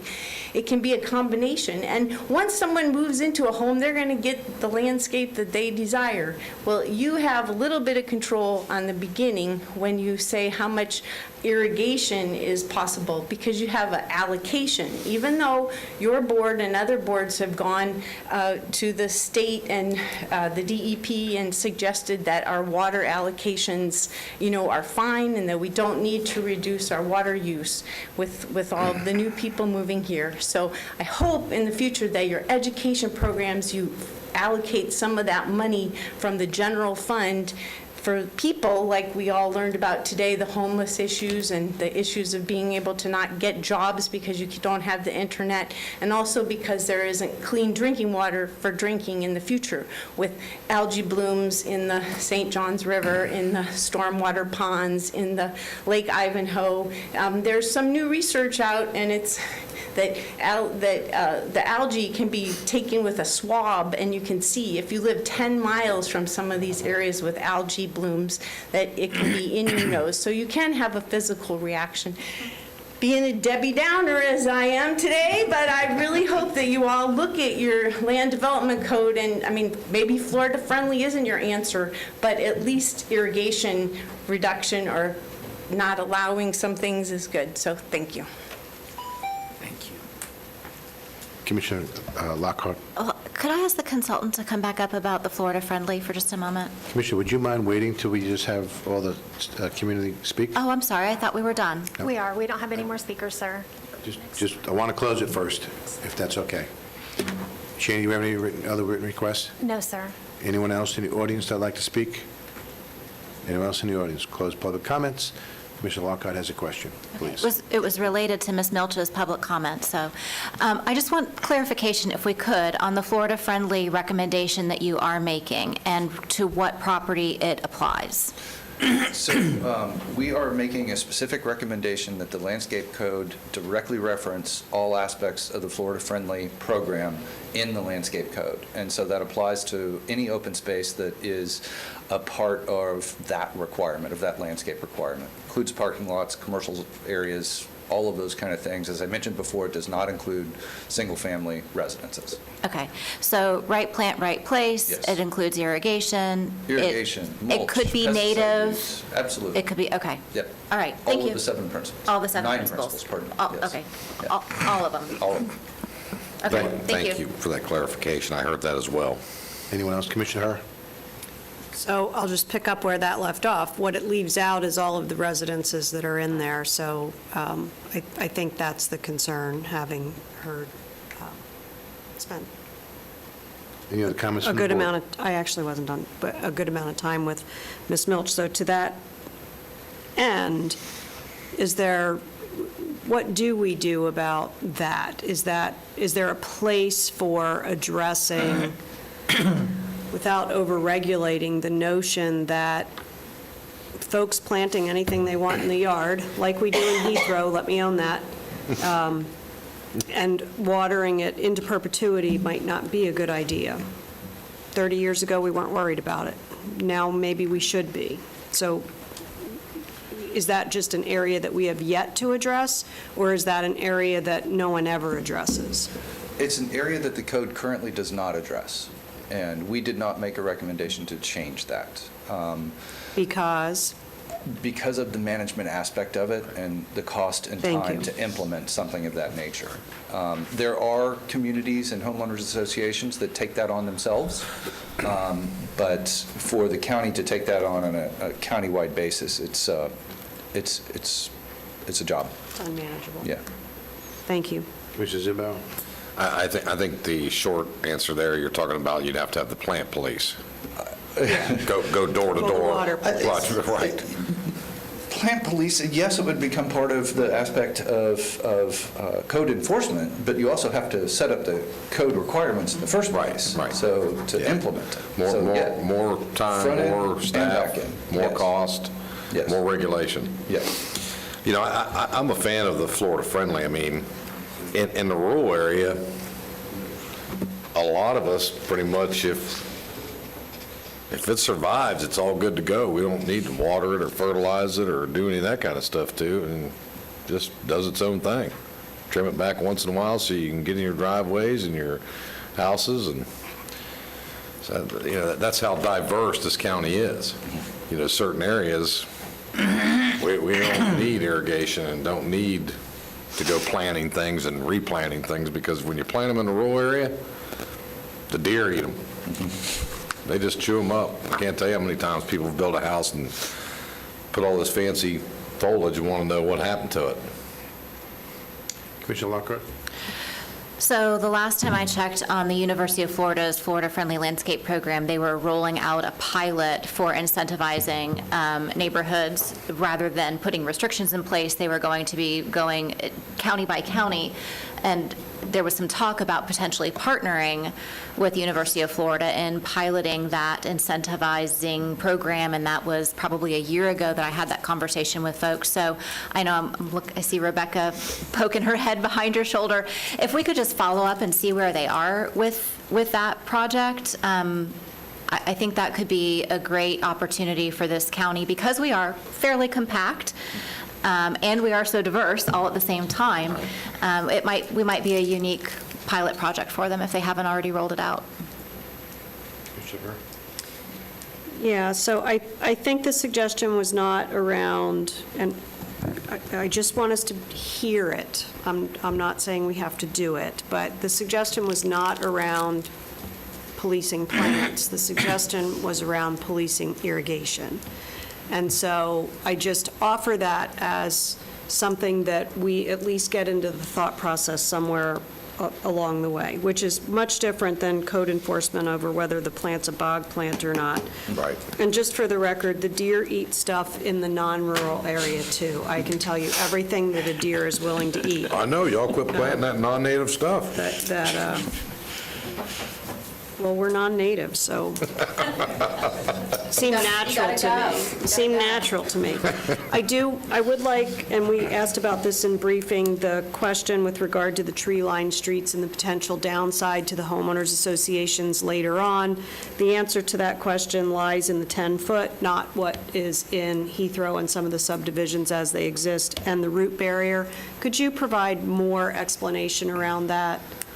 Sure. A root barrier, it's evolved, but the basic premise of a root barrier is that you put it up an obstruction to something you want to prevent the roots from getting into. So typically what happens in a sidewalk, the roots will get into the zone directly below the edge of the concrete, the bottom of the concrete, the top of the soil. That's where they're going to get in there, they're going to grow and expand and push the sidewalk up, or the curb, whatever it may be. A root barrier placed at the intersection of the soil at the surface and the edge of the concrete, buried typically somewhere in between 18 and 24 inches, prevents the root from going into that crevice and makes the roots go laterally. And so are we regulating the 18 to 24? That seems like a big difference. I don't believe we have specified specifically yet what that 18 or 24 inch requirement would need to be, but that is a typical industry standard for the panels that come. So yes, 24 inches is going to be a little bit more expensive than 18 inches. I would say in my typical practice right now, we're doing 24 inches, but 18 inches is a little bit of a savings. And then can you address the storage in C2 with close residential? I'm sorry. I was asking the wrong person. For the record, Rebecca Hammock, Development Services Director. So currently, in the proposed draft language, we don't have anything related to distance from residential. We do have buffering requirements. So if we did happen to have existing C2 zoning adjacent to residential, there are certain required buffers, and of course C2 does have building setback requirements. However, if it's something that the board if the board does give us direction to allow self-storage in C2, we could include a requirement that self-storage not be adjacent to single-family residential. And so the issue is, and we see it happening around town, that you buy a home, it may not be single-family residential, the self-storage comes in, they build multi-stories, and now you literally live in a shadow. And buffering doesn't really help that. The bushes that we put between one building and the next creates a dynamic that's I think, different from what the resident expected when they moved in there. And so I think that's the concern that I have. That piece of this does bug me. Yes, and the one thing to also keep in mind is C2 zoning also has a 35-foot building height maximum. So if someone were to choose to develop in C2, they would have to adhere to that maximum building height. Okay. Commissioner Constantine, then I'll go to Commissioner Zimbauer. I get recognized without even asking. Just trying to go evenly across. No, we've got a lot of topics here, and so it's hard.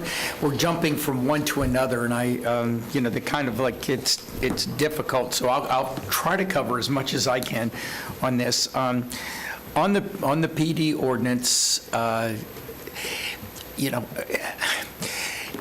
I like the idea of making it larger in the rural and the Wekiva area, except for the fact that I have a concern that might be where we want to have a little bit more flexibility in the case of, especially in the Wekiva area, that we want, that if we go by our regulations or our opportunities in planned unit developments, which I don't believe we have done as well as we should have in the past, we can do some creative things and ask for things, not just the developer asking for things in PD. However, I do believe that retention ponds in any case should not be part of open space. I just don't believe that that's open space. I believe that that is a retention pond that is required to hold the stormwater. On electric vehicles, I'm concerned that and I respect and thank the folks for coming back and checking out Orlando and other places like that, and that's really great, except I think that the DOT and other studies were done prior to the major automobile builders deciding that they were going to move faster on electric vehicles. In other words, that 10% in 2036, how does that relate to Ford building all electric vehicles by 2030? Which is what I've been reading lately and everything. So I don't know if the numbers are right. Maybe they are. I'm just saying I don't know when those studies were done, and it's going to be a lot harder for folks to retrofit instead of planning for it at the current time.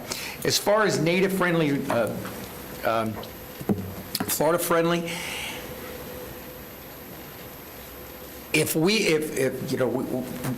the goal here is to reduce water consumption. I think that Gabrielle has the right idea. The first thing I did, and I know you guys are going to say, first thing I did when I bought my house is I ripped out all the irrigation. And the fact of the matter is I've never irrigated my lawn, I've never watered my lawn, and my lawn is as green as everybody else's because it's Florida, and it has a lot of water. So I think that IFAS, one of the things they said is that we use an average more than, by far more fertilizer than we need and by far more water than we need, because most people come down from non-native areas and think that they have to do the same thing as they did in Pennsylvania. And they don't. It's Florida. And so, whatever we can do to reduce the water consumption, that's what I think we need to address when it comes to Florida friendly. And if it is Florida friendly instead of native friendly, fine. But it's to reduce, the goal is to reduce water consumption. As far as, I'm going down the thing, tree protection, whatever it takes to preserve trees, because I think that we need to do.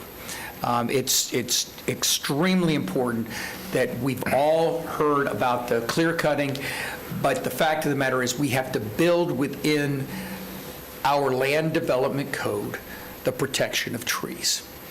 And that's not going to ever happen again, and that we are in front of it. And I'm just going to say one other thing. When we were talking about various requirements and tree police or other types of police, the one thing that we learned from our community that I'm very proud of is whether it was when we did the urban bear ordinance or when we did the fertilizer ordinance, the education, if we educate our citizens, they'll do the right thing. We don't need police to do the right thing. We just need to come up with the right policies that then we educate them on the right, educate them on what the policy is and why we're doing it, and they'll usually come through. Not saying it's 100%, but they'll usually come through, and we don't need whatever type of police to do one thing or another. As far as the self-storage, I can see where Commissioner Herr is correct when it comes to the concern about I can see the policy. I like the policy that you presented. It seems to make sense. But if we can find a way for more protection within the C2 as next to residential, I'm all ears. So I guess I've gone through every single thing as quickly as I could. Commissioner Zimbow, then I'll speak. In the interest of time, I won't repeat.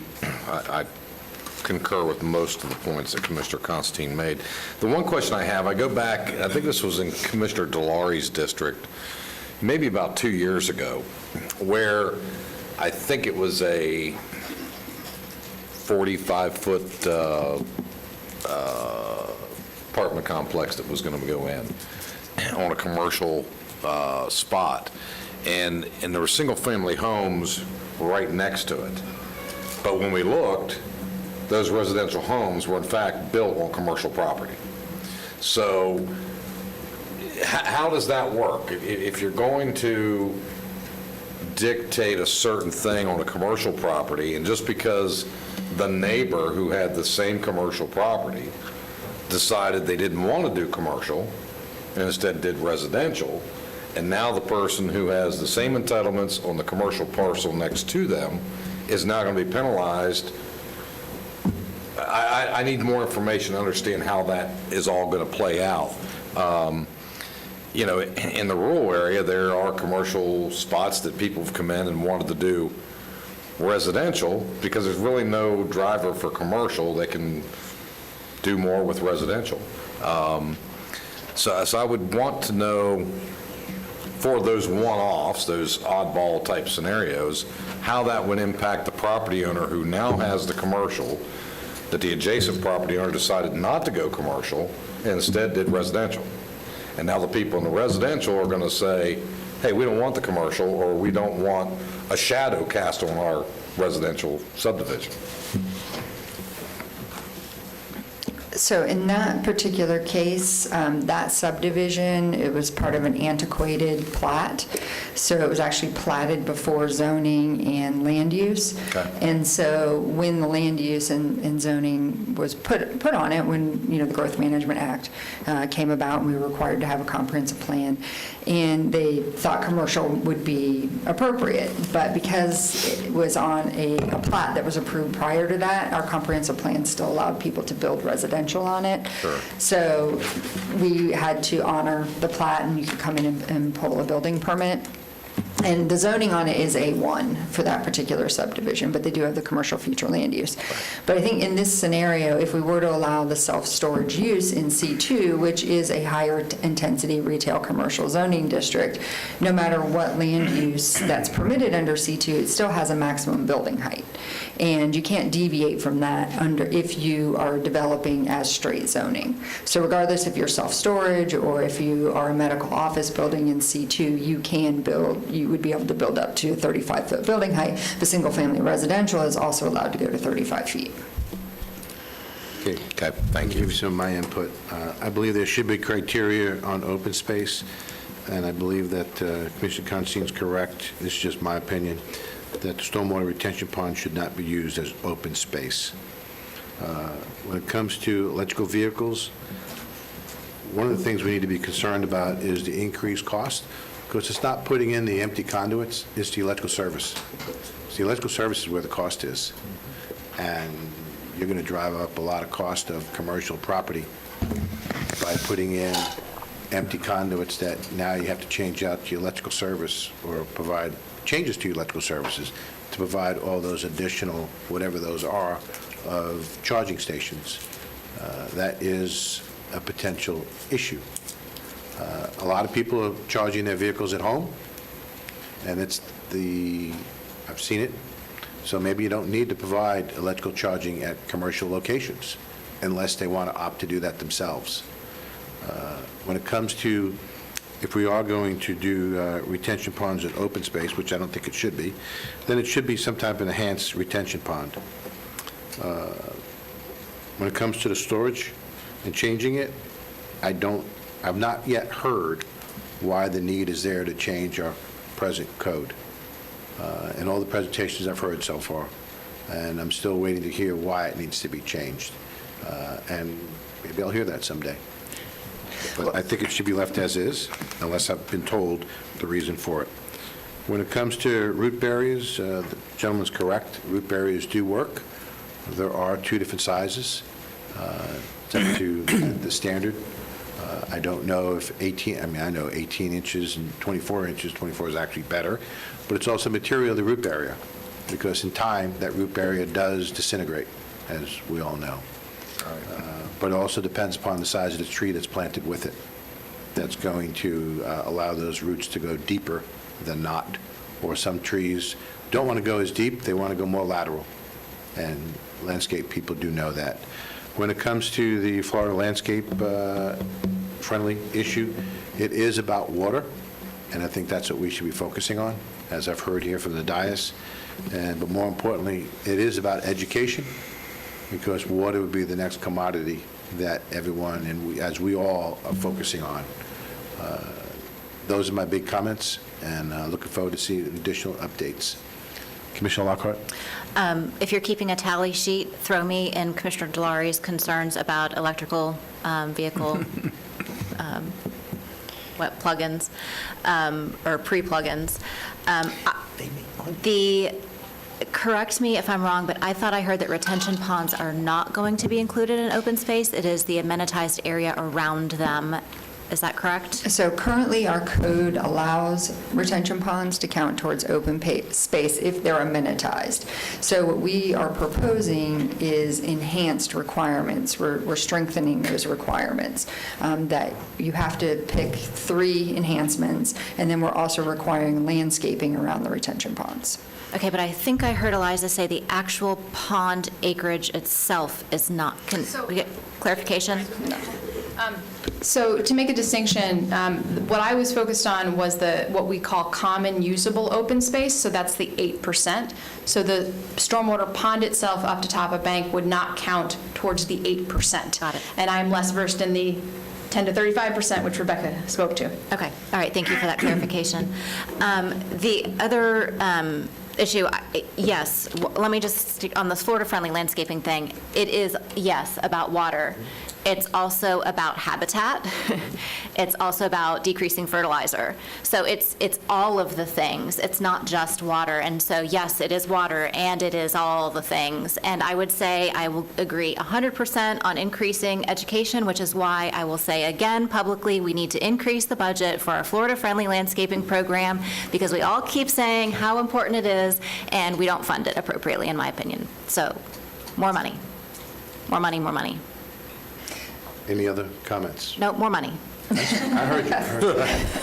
And Kim Ornberg has some great ideas for how we could continue to reduce water and water quality improvements that all involve Florida-friendly landscaping. And more money. And more money. Okay. If we're going to say it, it's important, then put your money where your mouth is. That's my motto. Commissioner Herr? I didn't weigh in on the electric car, so I didn't do as good a job as you did at going through all the points. But I actually think we need to plan for the future, and the better time to do it, if it's a 75% reduction in future cost, we know it will not happen in the future, is to start to lean in that direction now. And with regard to the stormwater, I do think we have a big disconnect in terms of what we're doing now versus what I think we're thinking up here. And I do, putting a sidewalk around it and putting trees around it, I don't know if that's an amenity or not an amenity, but it does not seem like that changes the dynamic between the two drawings very distinctly. It is a nicer neighborhood to live in. It does not have a different impact to the surrounding communities, and I think there's a piece missing there. Commissioner Zimbauer? Just a final thought on the EVs. I think the good news in the market is, I think the market's going to drive really what's happening anyway. Right. I think we're going to find that those wanting to build multifamily or commercial office, it's going that way. If they don't, they know if they don't do it now, it's going to be cost prohibitive later. And they can make money. Correct. That's what's going to There's happen. actually private entities now coming in, partnering with private property owners to put the charging stations in to profit. I think the Seminole County Regional Chamber of Commerce has that available to us if we'd like to do that as an employer today. Any other comments? Thank you. Rebecca, you believe you have input? If it's okay, can we go through, I guess, each topic and, I guess, get a definitive answer on each one so that we know moving forward to the work session on September 20th how to Sure. propose the language? So on the electrical vehicle readiness, do we want to include what we're proposing or not include anything? Commissioner Lockhart? Well, I think we need to include something in preparation, but I think that a blanket-wide requirement makes me nervous. So I think there was, I'd have to go back and look, but it was a modification. I'm not in phase-in. favor of putting the entire infrastructure in. I would be able to support putting simply the capability for it to go in at some future time. If we're going to do that, you need to define what that capability is. Understood. Okay, so and that was one of the options that Eliza spoke to, is just requiring a certain percentage to be EV capable, so that instead of having to retrofit in the future, which is very expensive. But one of the things that I said about that, though, I just, is that, the numbers have to be correct. I mean, we're looking at, I don't know when that study was done, just reevaluating that study, because, again, I think that study was done 3 or 4 years ago before we got all those, all the new announcements. So the commitments that major car companies have made to doing EVs was included in the staff report for the City of Orlando. Staff report for City of Orlando did use a higher projection of 30% by, I believe, 2030. I used FDOT's more conservative estimate, but either way, I think the 20% is justifiable because the building stock doesn't change all at once. Quick question for you. Yes. So that capability, is it on the load side or the feed side? You're asking technical questions. So In this the is, details. so there is, so I did confirm, which was based on your previous question, I kind of skipped this slide, that this is level 2, level 1 is viewed as obsolete. So what we're talking about here is level 2 infrastructure. The details of how it's implemented, I will say, I am not an electrician, so this is beyond my capability. However, I think we've relied on sources that have a solid understanding of what, how these work, and so what they would still need to feed, I think they would still need to feed the line through the conduit to get to each individual space. And that is what, and just to be clear, what is proposed in our current is 20%, roughly 20%, it varies by use, of the spaces would be capable, and 2% would actually have chargers. So it's defined in the slides. Number 1, EV capable, install the panel capacity, doesn't mean it, so it's capacity, and the branch circuit, and the way to get from the panel to the car.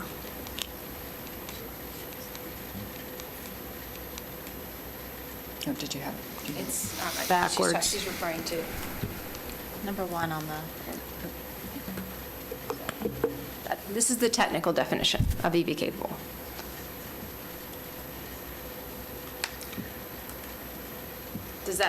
Does that answer your question?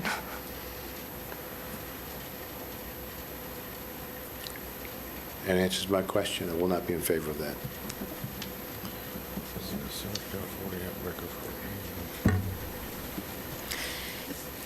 So are you not in favor due to the definition? Would you prefer? Due to that definition. And then my understanding is the board, the 2% actually being EV capable or EV ready, we're saying no to that, but just doing the 20%. 2% EV installed, 20% EV ready. Right, so we're just saying do the 20% EV ready at this point, requiring Capable. that. Or capable, yes. Not ready. Yeah. Right, capable. Yeah, cable's two, yeah, capable. I'm a right. yes on the EV capable. I would be a yes on the capable as well. Me too. I want to better understand Commissioner Delari's opposition, because I feel like he has some stuff that he's retaining up there in his brain that I want access to, and I don't know how to tease it out. Here's what we all better I'd be more than understand. happy to tell you. Well, could you enlighten all of us So then at the same time? basically, Because what I'm concerned about that definition is that you're going to be increasing the electrical service to the panel, even though you're not providing the distribution to the EV charging station.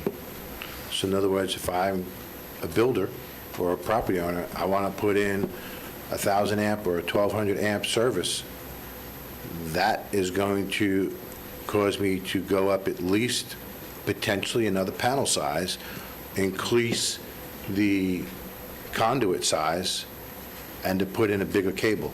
And then because of that, I got to pay whoever my power provider is a bigger demand charge because I have the capability of putting more power into this building. okay, I think I understand that. Can we get it from a real-world perspective from a builder, what this would mean to their bottom line, and like how many dollars are we talking about? Are we talking about an increase of $100, of $10,000, of $100,000? What? I want to be sensitive to the fact that what sounds like a really great idea and in practice might wind up costing, because we're talking about this for multifamily as in addition to commercial, correct? Correct. So this could mean rent increases, it could mean, all with good, very good intentions. And I'm not disagreeing, Commissioner, that this is the right intent.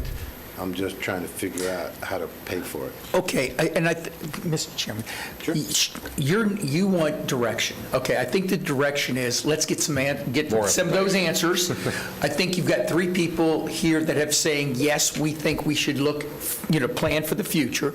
I think we also, all of us agree that the market will take care of itself one way or another, because as these cars continue to, multiply, people are going to say, hey, we can either make money on it, or we're going to have to provide a service and an amenity that our people want.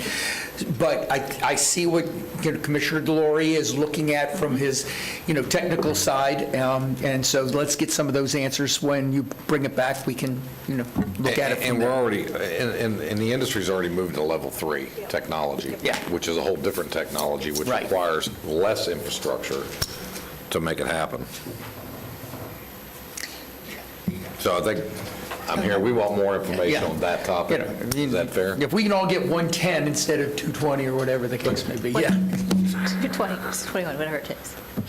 220, It's a line 221, from a whatever it movie. takes. Whatever it takes.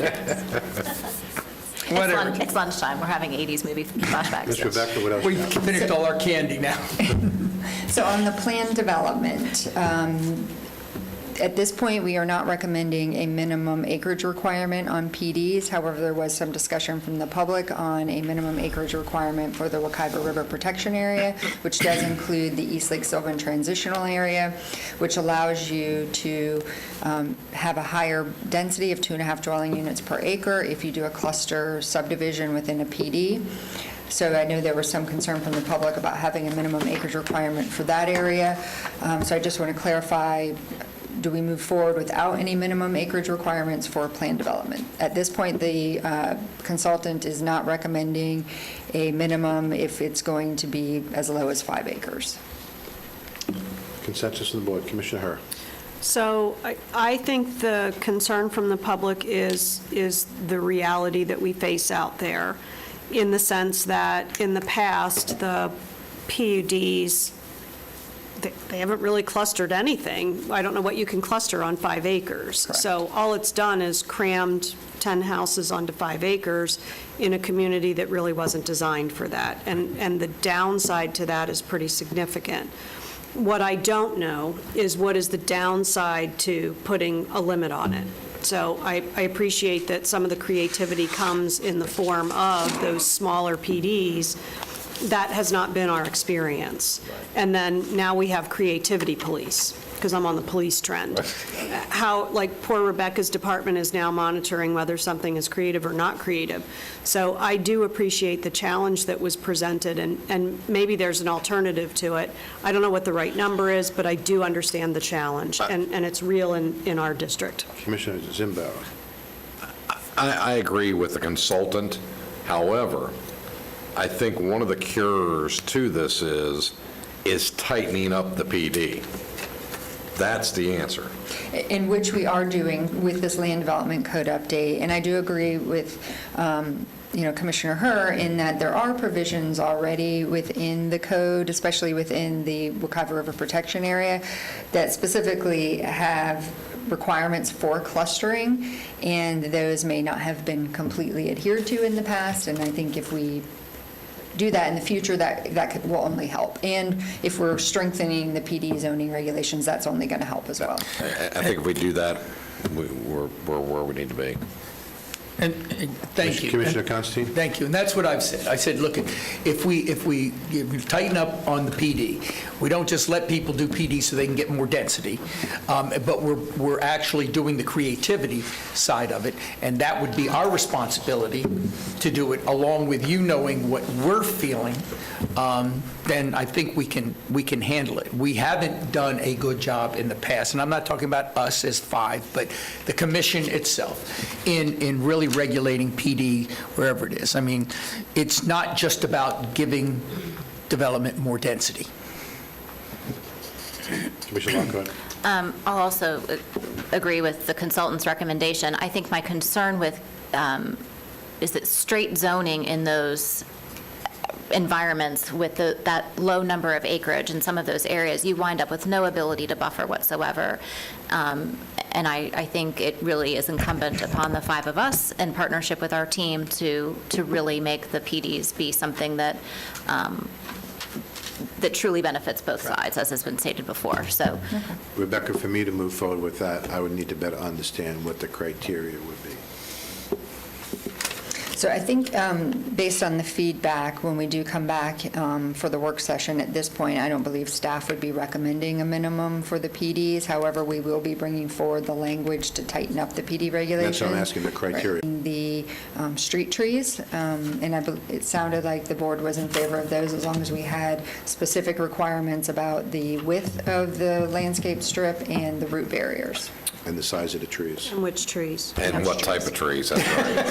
Because Mother Nature's going to do what Mother Nature's going to do, and those barriers are all fine and good until you're 30, 40 years out. Then Speak for yourself. It's done. I'm then- 60 years out. And then we had the discussion on the Florida Friendly. We, as Greg pointed out, we are recommending adherence to the Florida Friendly.